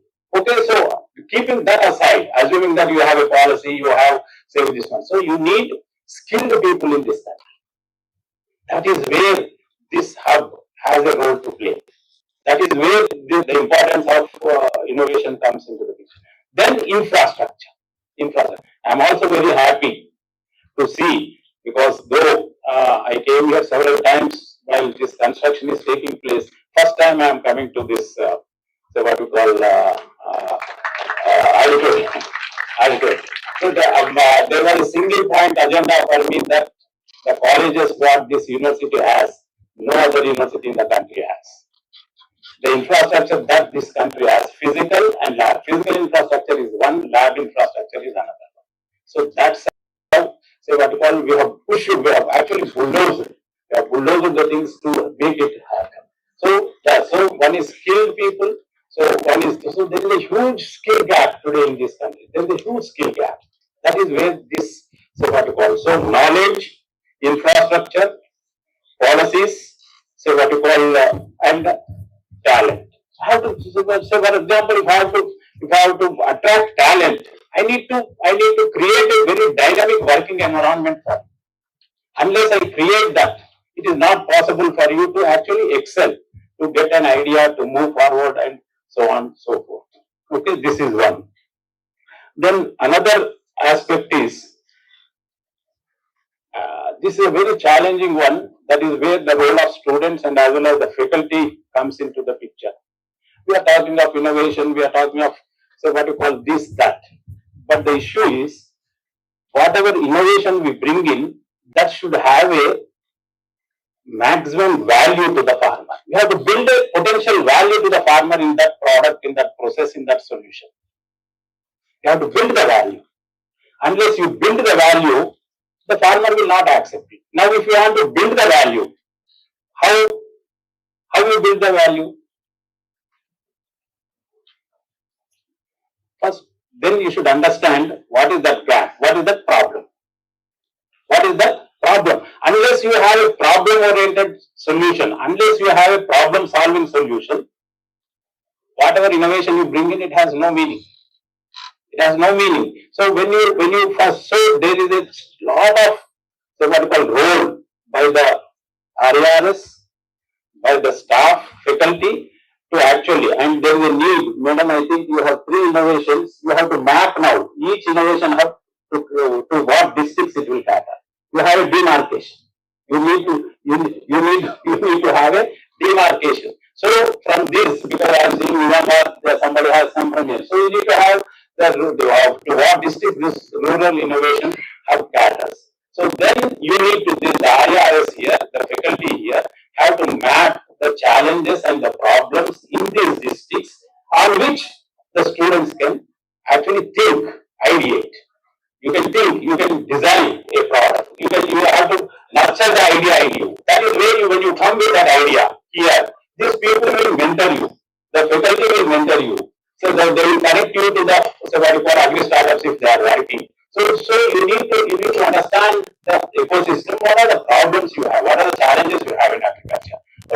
Don't worry about. So you did not worry about say what you call bringing a change in the entire country. I will address the climate change. Nobody can address the climate change.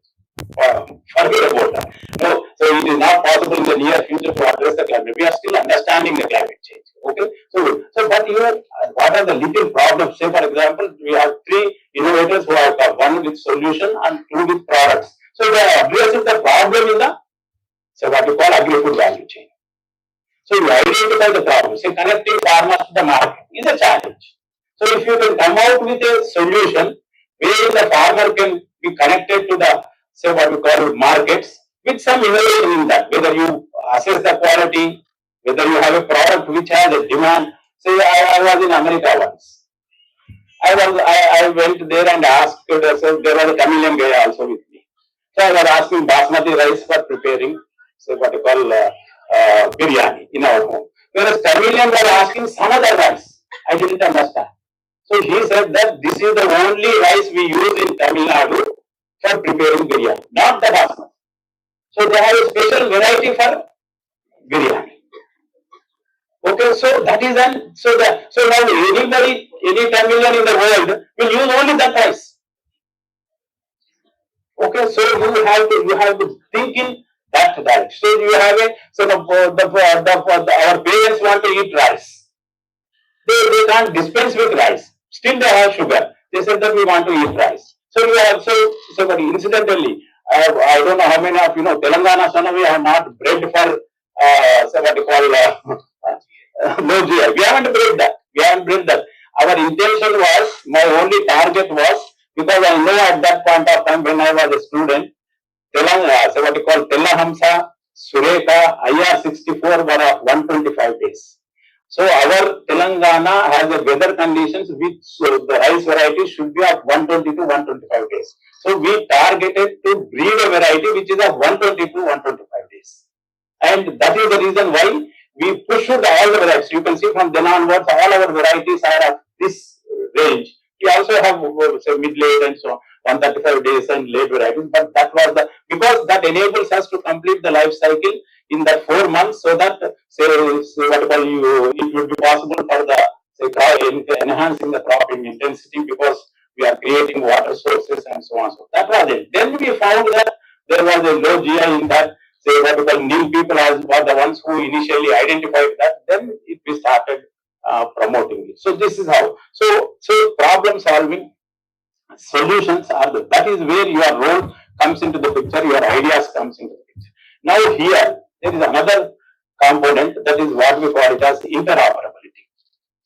So he was talking about what you call IT software issues or C++, or what you call, you talk of machine learning today, you talk of deep learning today, you talk of artificial intelligence today. So there are several IT programs which I don't understand. But I know what is my agricultural problem. So IT guy doesn't know what is a plant, what is a stem, what is a economic field, what is rice, so they doesn't know. So you are the domain experts. They are the IT experts, so there is a need here. There is a need here. You both of you should marry. Unless you marry, this whatever we are calling as 4th industrial revolution technologies like artificial intelligence, like IoT, like machine learning, like say what you call drones, like say what you call other things like CRISPR technology, like big data analytics. All these you can make it happen only when, say what you call, you marry. There is another. My thinking is, I don't want to marry anybody. I want to be the expert. So there is a need for the university authorities to actually build courses which have this also in BS agriculture. This is the disruption. You think in that disruptive way. Nobody has now such type of courses. So you say that I will have a BS agriculture course where in 1 year I have artificial intelligence, where in 1 year I have big data analytics. So that I come out, because I come out with a knowledge which actually now the society needs. I don't want to do something which that society doesn't need me.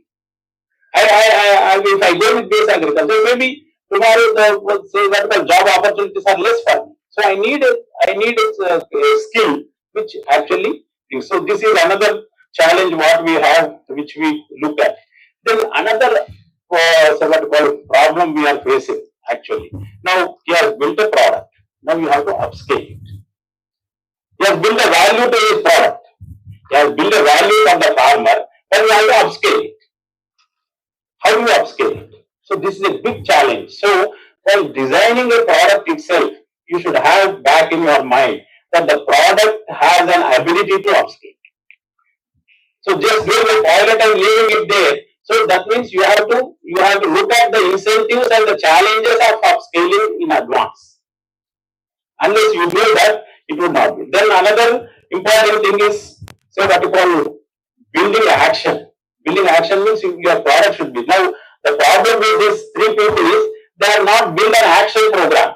That means now they have come to the university. If they would have come long back, you would have built an action wherein so that the people will be talking about that. Now they have presented it in front of you. Now probably you will discuss. You will discuss about it. He has done like that. Can't we do like that? Whether it will be useful to the farmer. So I was saying to the Honorable Director of Research here, asking him that why don't you purchase? I was asking the cost. I was asking whether it will be 3 lakhs or 4 lakhs. If I were in his place, I would have said 3 lakhs, 4 lakhs. He said 3,500, 4,000. Okay, so that means you have to, so what you call the value has to be based upon not on the expenditure you invest on the product. The value should be based upon the purpose it serves in the society. So how much disruption it brings. So I was requesting him, why don't you purchase 100 of them and you yourself validate in the farmer's field. Okay, so this is the role. Today people trust the scientists. Today people trust the science. So you validate it and you produce a paper. You produce a success story which actually will be acceptable by the society. Which will be acceptable by the society. This is one. Then say what you call collaboration. So the product should be such that the product or the innovation, whatever you bring, it should attract more collaborators. It should attract more collaborators. So it should be, so what you call more partnerships should be there. So that is another one which I want to tell you. And then there should be an ecosystem-wide action. It is not just, so what you call for one village or one thing, that it should be wide enough. So what you call, so these things actually, so what you call are today, which are happening. So you people, you use mobile. So if you type my name 10 times in your mobile, next time the moment you say P, Praveen will come there. What is it? That is machine learning. Okay. So if you take my photographs at different stages of my life during the last, then you can predict how I will look at 85 years. Okay. So what is important today? Data. So all this happens only because of data. You have to build the data ecosystem. That is where the students can play faculty can play very important role. So you have to build the data. Unless you build the data ecosystem in your colleges, in your universities, it would not be possible to implementing this, whatever we are talking of artificial intelligence or so on and so forth. Why? So, and mind you, people say that data is a new oil. Why new oil? Why it is, say, the oil, the fuel, whatever we are using in cars, if you go on pumping out, it will deplete. But data is the one which actually, the more you use it, the more it increases. The more you use it, the more solutions come, the more value it generates, the more voluminous it becomes. Okay, so that is your strength today. I think these are some of the things which actually I wanted to share with you. And people were talking. There is no dearth of money for these initiatives. I am telling you. I was just referring when I was talking. I was just referring what are those. Of course, Nabad Madam is here like a bank for us. That is a different issue. So, but apart from that, I was actually referring. I was surprised to see. So what about these things? Because now I am heading another university because there was an expiry date here, so I left. So now you will be a competition for me. Okay, I will be a competitor for you. Okay, so UGC has launched at least 3 schemes, universities with potential for excellence. This is one scheme you have where you get money. Center with potential for excellence in particular area. Okay, this is another opportunity you have. For this, the UGC gives money and for special assistance programs for research projects, basic science research and inter-university centers and so on and so forth.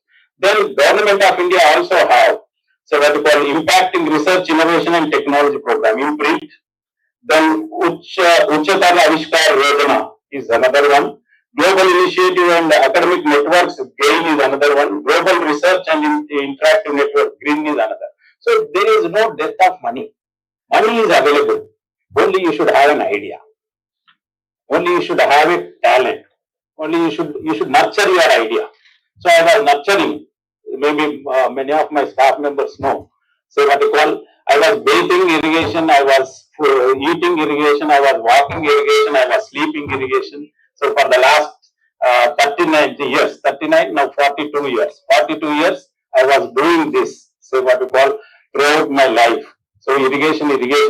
So that was, I was building, so what you call in my, this one. So I am recognized as a, so what you call micro irrigation man. So unless you do that, it would not be possible. PS agriculture is today very small. And my special request to PG students and the guides who are, so what you call, mentoring them in identifying the problem, in implementing the experiment and so on and so forth. I think we need to look at the things in a different way. We need all the 3 departments who are here. My sincere request is you need to look at the things in a different way. The experiments, what we are doing. You have to ask questions for yourself. What type of experiments we are doing? Whether they fit into this innovation concept, what we are talking. You have to bring a change in the lives of the farmers. So you work on a small. We need not work on writing 200 pages or 300 pages, 400 pages. The finding that is a question doesn't work is also a solution. Otherwise, I will go on investing on that problem money. So if you find, if your solution, if your result of the experiment is that it will not work, is the greatest solution what you are bringing. Okay, so choose problems. So what you call, what actually you can bring a solution to the farmer. So that is also such several initiatives actually we have taken in the university. So whether it is, I don't know how many of know the drone, whatever standard operating protocols that are there in the country today are the contribution of PJTSA. We were the first actually to work on the standard operating protocols at what height the drone will run, what speed the drone will run, what pesticide to be used, for what crop to be used, how much water to be used, how much concentration to be used, what pesticide to be used. All this has been done by the PJTSA and they have just copied this and released it as a national document. Okay, that is one. Then number 2, we were the first actually to show to the people with regards to agro-photovoltaics. That means growing crops below solar panels was another initiative which we have taken. And so what we call the central instrumentation cell was the another initiative we have taken. So there are several such initiatives. I think you should look into these aspects and help yourself. Nobody will help you. Let me be very clear. Nobody will help you. You have to help yourselves and be bold. And so what you call, don't. I always saw that the students have a what you call mental setup wherein to tell something you think this is the stigma you have. I think you have to come out of that stigma. You should express yourself. You should say what you call agriculture students are no way so what you call lesser than any other campuses. So I think the sky is the limit. God bless you.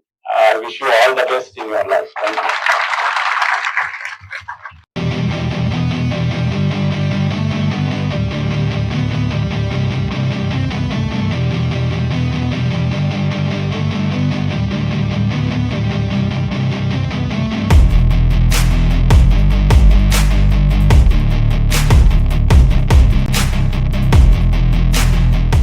I want to greet His Excellency, Mr. Jason Hall, for coming all the way, accompanying the investors from India, and His Excellency, Mr. Sanjay Gupta from Indian High Commission in Jamaica.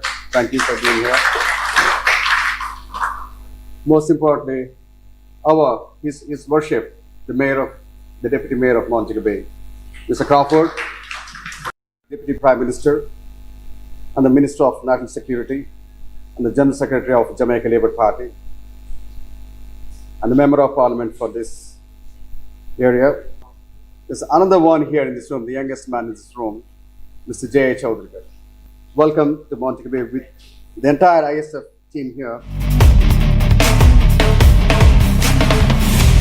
Spirit of independence, entrepreneurship, and a willingness to take risk, which is why it's a good place to invest. You'll find the atmosphere what you're used to.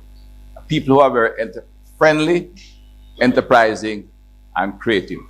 And while I say we're a small country, we happen to have you in the corporate area, your shipping, etc., but we think this part of Jamaica lends itself to your kind of activity and your presence and business colleagues. I have started a foundation called Quality Engineering Foundation. We launched very recently. I can tell you we will start a location, a branch, or a chapter in Jamaica to educate people in Jamaica on quality education. And I'll work with officials here to make it happen. I wish you an extremely successful visit. I hope that amidst learning more about Jamaica and what we have to offer, you have the opportunity to really soak Jamaica in. Jamaica is easily one of the most diverse countries you'll come across as you travel from ocean reef to mountain ridge. There is just something here that is empowering, that's uplifting, and altogether positive. And so we hope that you enjoy this to the fullest. We hope that this will not be the first time that you'll be here and that you'll join the many others who come to Jamaica on a repeated basis to get that feeling, to get that benefit.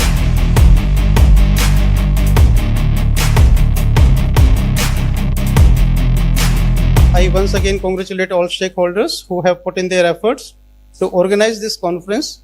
As such, business-to-business interactions play a pivotal role in increase of trade between the two or more countries.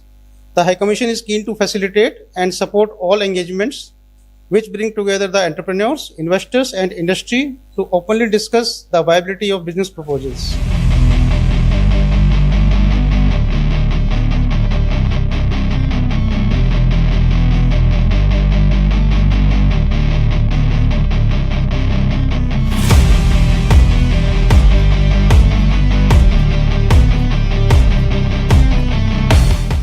So ladies and gentlemen, now more than ever, I will say, is the time to do business in Jamaica. And we're very happy to be here. We have a number of JAMPRO team members that are looking forward to furthering this discussion with you.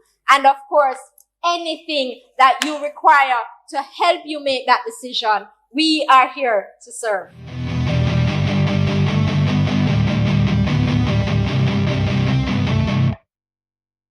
To stay informed about the startup ecosystem, subscribe to my Startup TV. Not everyone can create a thriving business in a foreign land, especially from a humble background.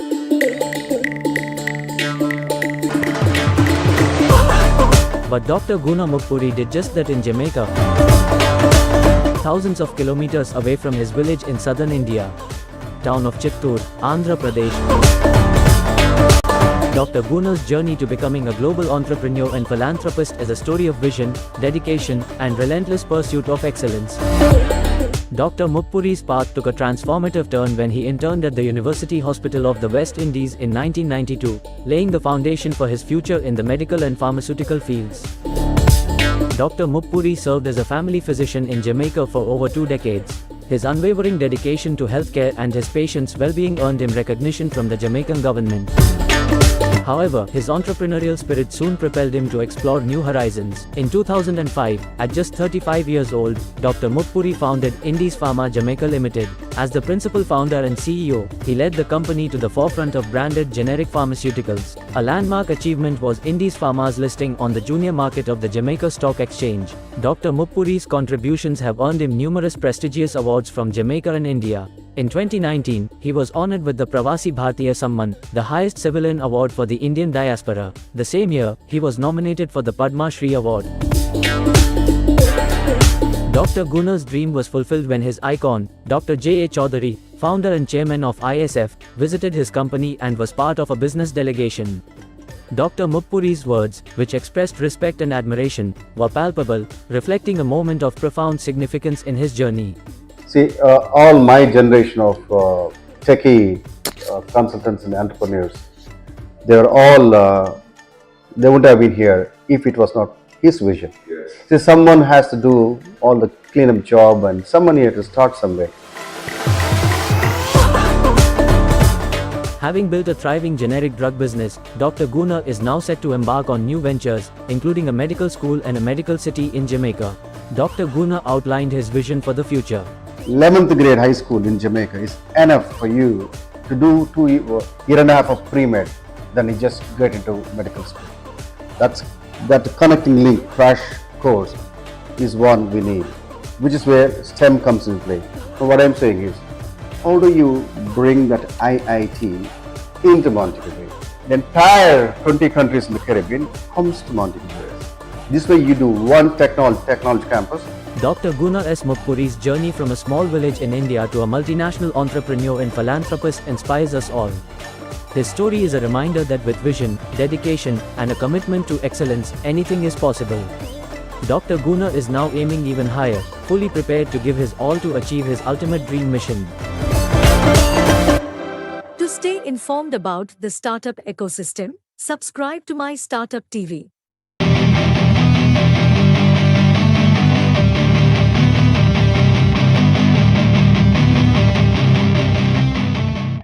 Good afternoon, Honorable Minister Hill. We are really excited to be in Jamaica. I heard your speech as well as our Honorable Deputy Prime Minister's speech. So in that, I noticed that you have trade agreements with all the countries, but not with India. When are you going to have a trade agreement between India and Jamaica? I'm so glad to have Commissioner Hill is sitting right here, because he's going to go right away and talk to the Minister of Foreign Affairs and Foreign Trade. Foreign trade agreements are made by the Foreign Ministry. We will work with them, but given the relationship we're looking to build with India, the truth is the WTO and the other international agreements are wonderful, but it's really bilateral trade agreements properly work that really develop trade. Yes. So, Mr. Chaudhary is absolutely right. I would commit, High Commissioner, to work with you and Foreign Minister to make sure we put in the necessary trade agreements in the next few months so that we can get it done to energize this visit into something that turns out to be productive for business. Thank you, Mr. Hill. The other important thing, Honorable Minister, if we have to develop the knowledge industry, the startup startup industry in Jamaica, manpower is going to be critical. Because it's all manpower driven. With 2.8 population, I don't know how many students come out of institutions every year. I don't think that manpower will be sufficient.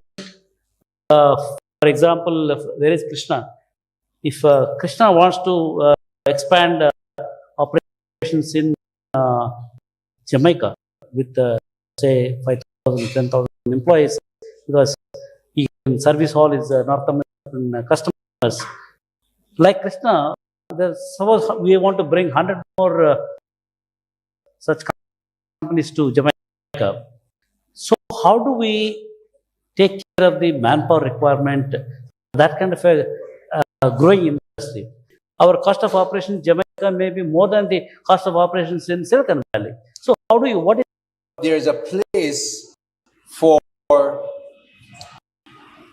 businesses to say, I can identify Jamaicans, work with heart. Here is my curriculum. I want to train you for my business. And you find that Jamaicans now, instead of going away, will come back. Something else will happen. I am very convinced that given the way we're developing our country, our infrastructure is growing, but we believe that Jamaica, so fluent in English, producing still at a higher than mere replacement rate in our population, still for now, we'll have enough young people. And we have a relatively young population. We also, outside of the North American continent, we have the largest English-speaking population in the Caribbean and South America. So this is the place to be. One of the things that part of, when you're setting up a business, a line item has to be trained people, whether you're in India or not. I know in the late 70s, early 80s, when I visited India for the first time, Citibank, I remember going to Citibank and they had a room 5 times the size of this. And they were all young engineers, young men then. I didn't see any young women at the time. Young men, white shirts, black pants. Uniform in there, it was called Coastal. Those who know the history well enough know that Coastals were there training those people. And they were coming out of India's best university. Any business that wants to be exceptional will have to invest in the people. It's the biggest asset you will have, because they're the ones who create the microchips and whatever else you want for AI. So we have to make sure that you put a line item, and training in Jamaica is much cheaper than anywhere else, because we graduate them for you and you can train them. But yes, we also are recognizing that you manage your immigration properly, so that we get the right people in. And the Prime Minister is on public platforms saying, as we get to this stage, your Indian friends can tell you, we're going to have to bring in technical people at a higher level. But when you bring them in, they must be prepared to train Jamaicans. So we do not now have a visa requirement for Indians to come in. Thank heavens we got rid of that some years ago. You're going to have a work permit, but you make a case and it will take 6 to 10 weeks, 8 weeks to get your work permit when you place it right. We want to grow. We know we cannot grow without the right amount of people. So we want to training Jamaicans well, and where it's necessary, we get help to bring in the right people. A little long answer, but I wanted to give you a background. The other important thing, since we are now supporting the startup companies in a big way across the globe. Right. For the startup industry, the most important thing is the innovation-led startup, R&D-led startup. So the R&D infrastructure, the creative infrastructure in the universities. For example, what is happening in India? Why suddenly there's so many unicorns started coming?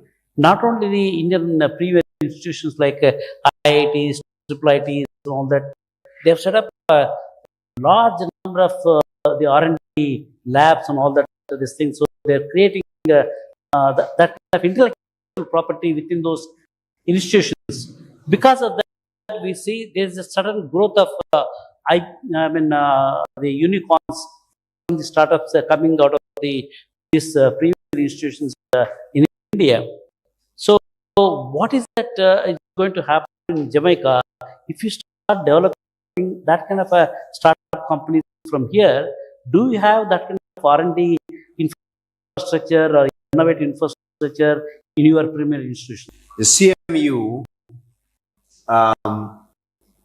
has a fantastic, if you ever get a chance to go to Kingston, see it, go and look at their robotics arrangement.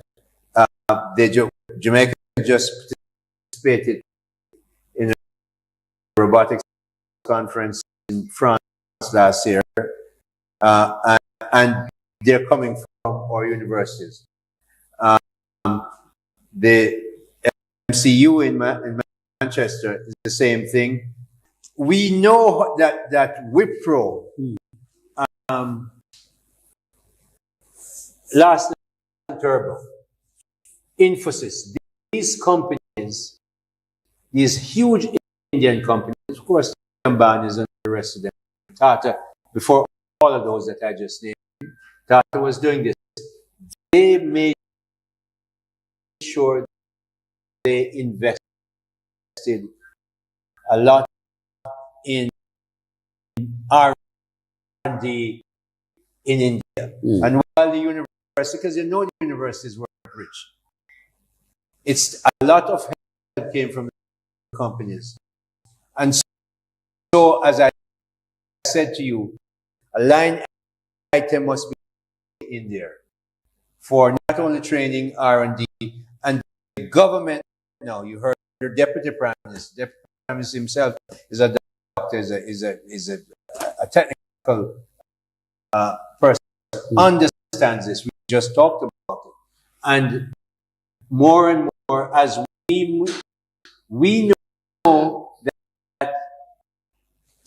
know that Jamaica, we cannot become a rich country selling to only 3 million Jamaicans who have a per capita GDP of $6,000.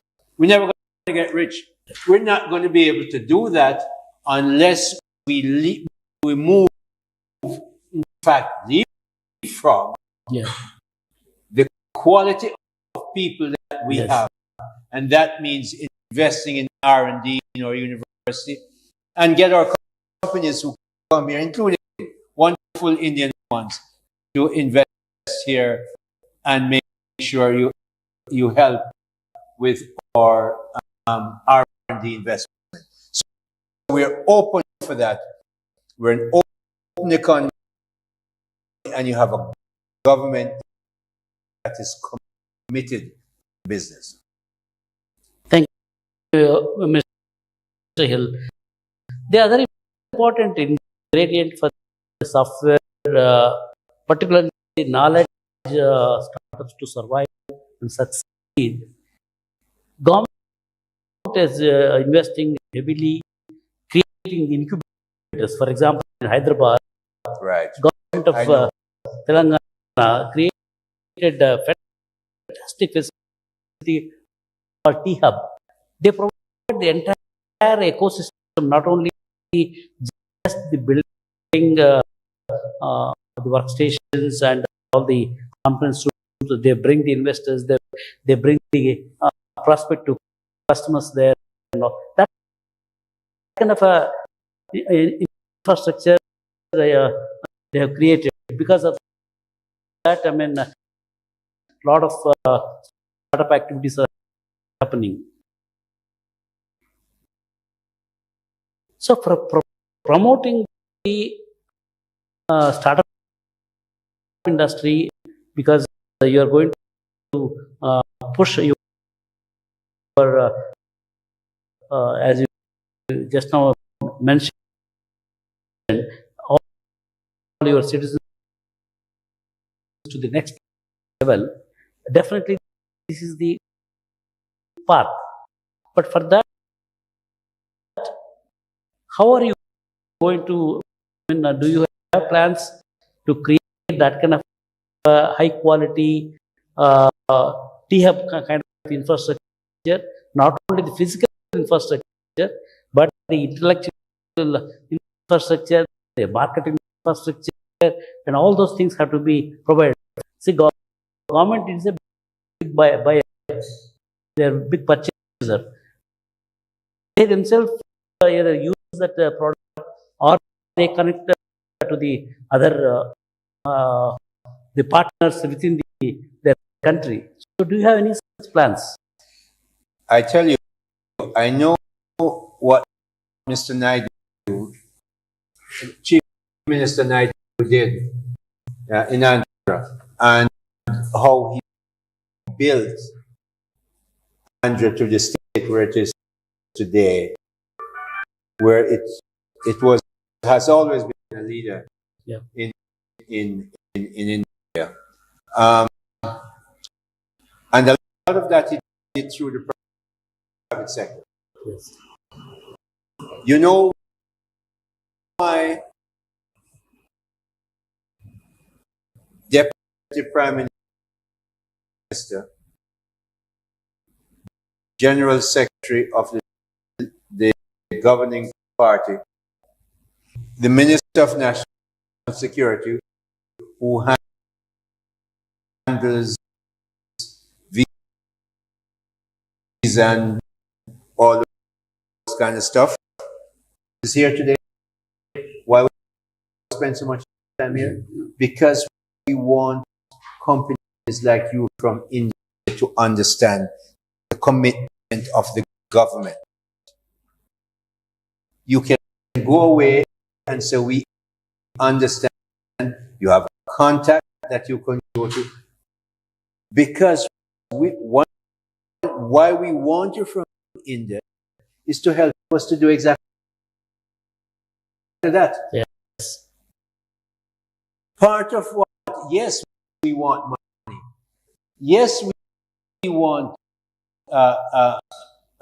people, but the biggest thing we want, rather we want technology.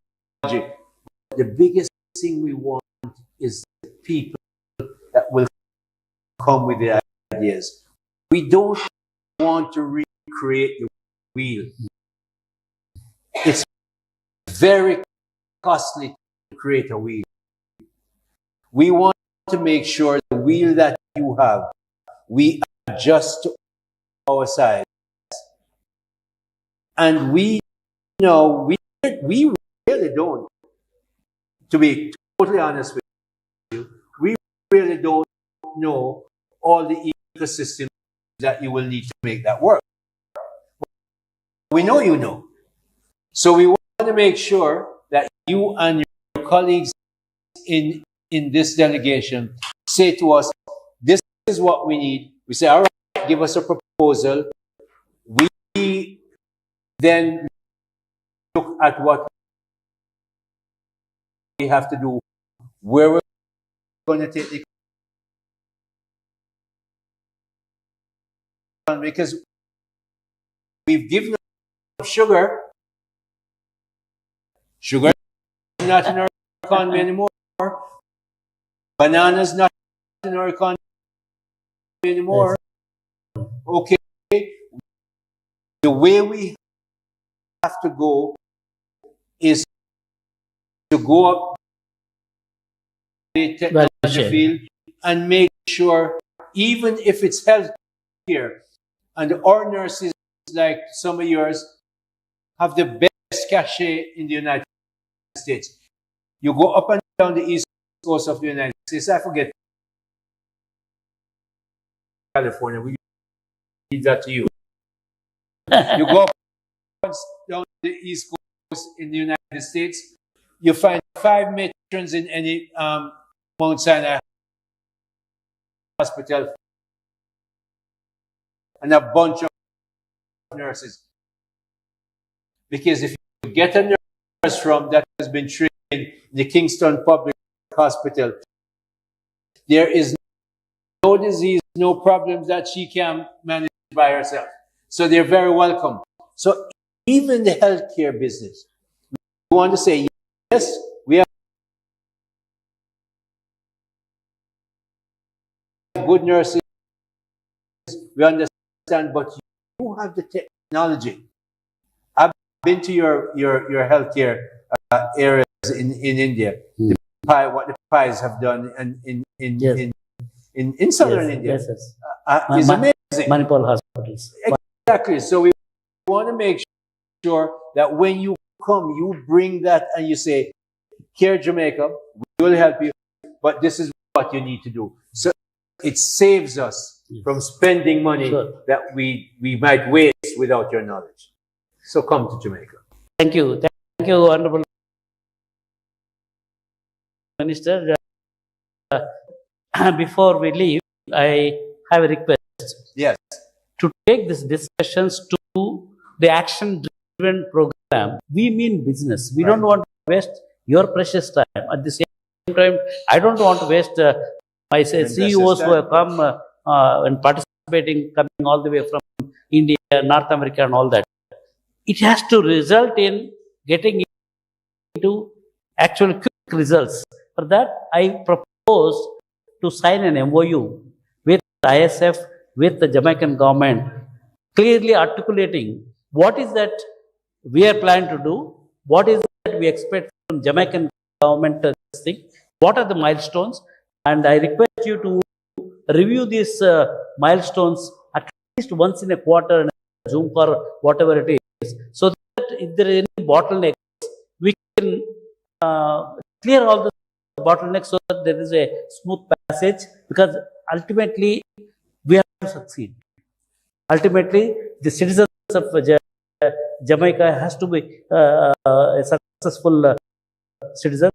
For that, we are here to help. At the same time, we want to help our companies also to take advantage of your location and access to the North American market. As I said, we do not recreate the wheel. We take their wheel and adjust it to the Jamaican requirement. And very quickly, we must have an MOU, because it's going to be, I suggest that you make it between you and ISF, so that we can get that done quickly. The next step, of course, is a larger level of MOUs, which of course you will work with the High Commissioner. At that level, I will have to take it to Cabinet, because it will be government to government. Sure. That's for when we are probably going to go to India. So we make sure we get that done, but include the High Commissioner now, so he's fully aware of what we're doing. And I think a two-week period, 20th of this month, I can have a draft fully reviewed and ready to go, so that Mr. Chaudhry and myself, we don't waste time. I'm so happy that you're here in my country this time, because I've been to yours so many times, to make sure we make this work. And you know what? Mr. Chaudhry, I wanted to work for Jamaica, because even our friends in the Caribbean, when we do this, we just multiply across the region. So let's get this done, and the 20th is when I expect to see you.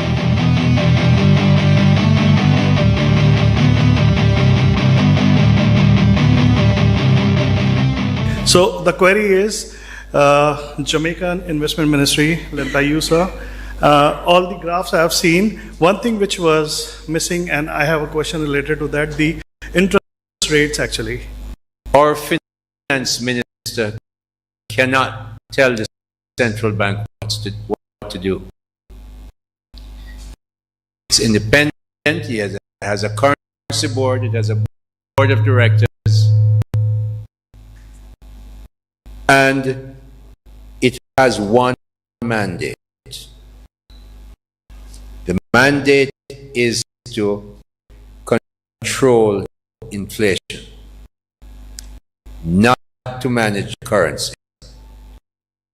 Well, all hell broke loose in the business community, for which I'm now in charge as the Minister of Industry, Investment and Commerce, to say, how you mean you're not going to manage the currency?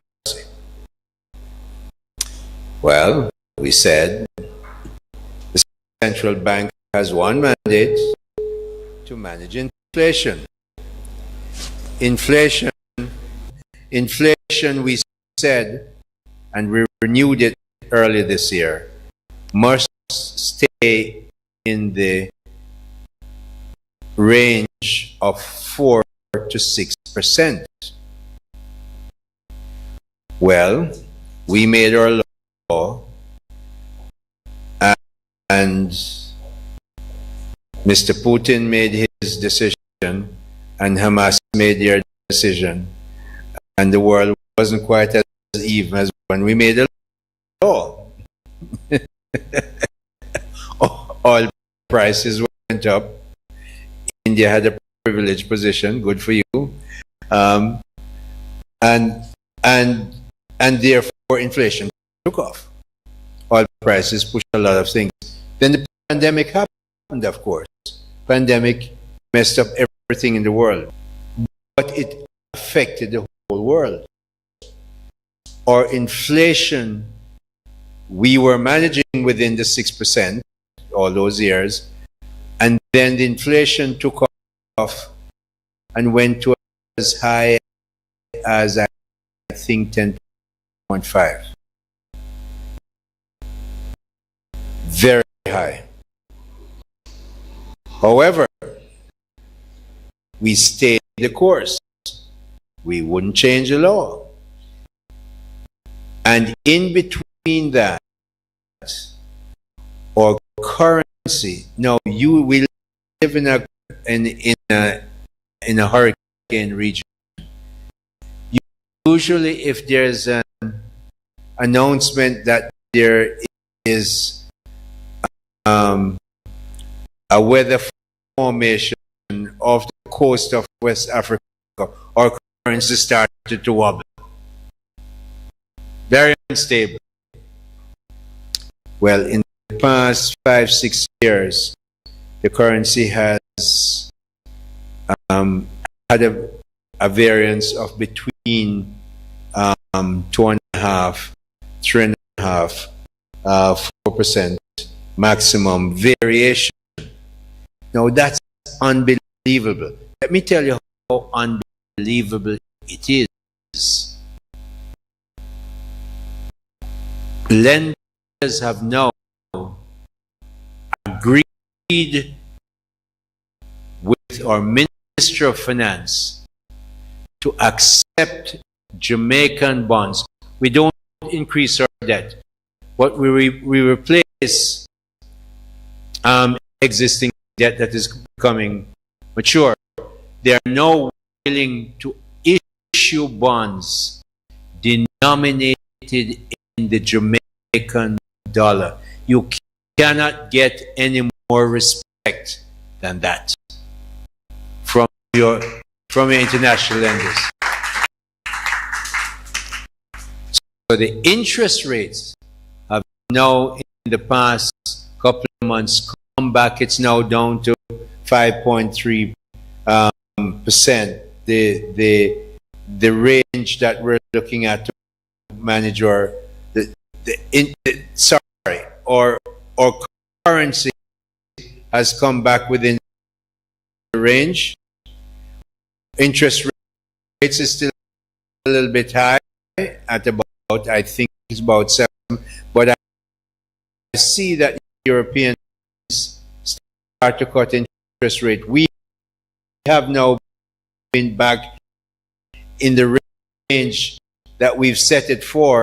So we can, I can't speak for the governor because the governor doesn't take instructions anymore, except that he must work within the policy. I expect the Bank of Jamaica to begin to cut rates so that businesses can begin to feel the benefit of that rate. And we never know what will happen in the US. If the US, because of a change of administration or whatever happens, decide to pump a lot more oil and get the Keystone Pipeline back in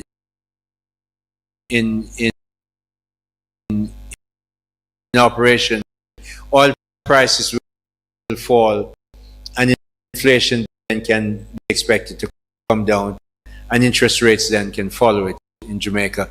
That's a broad economic posture that we see going ahead. But we're in a good place. We're back in the range of inflation that we want to be in. Thank you very much. Thank you, Honorable Minister. I think we will certainly make it happen. This is the picture that we have to have.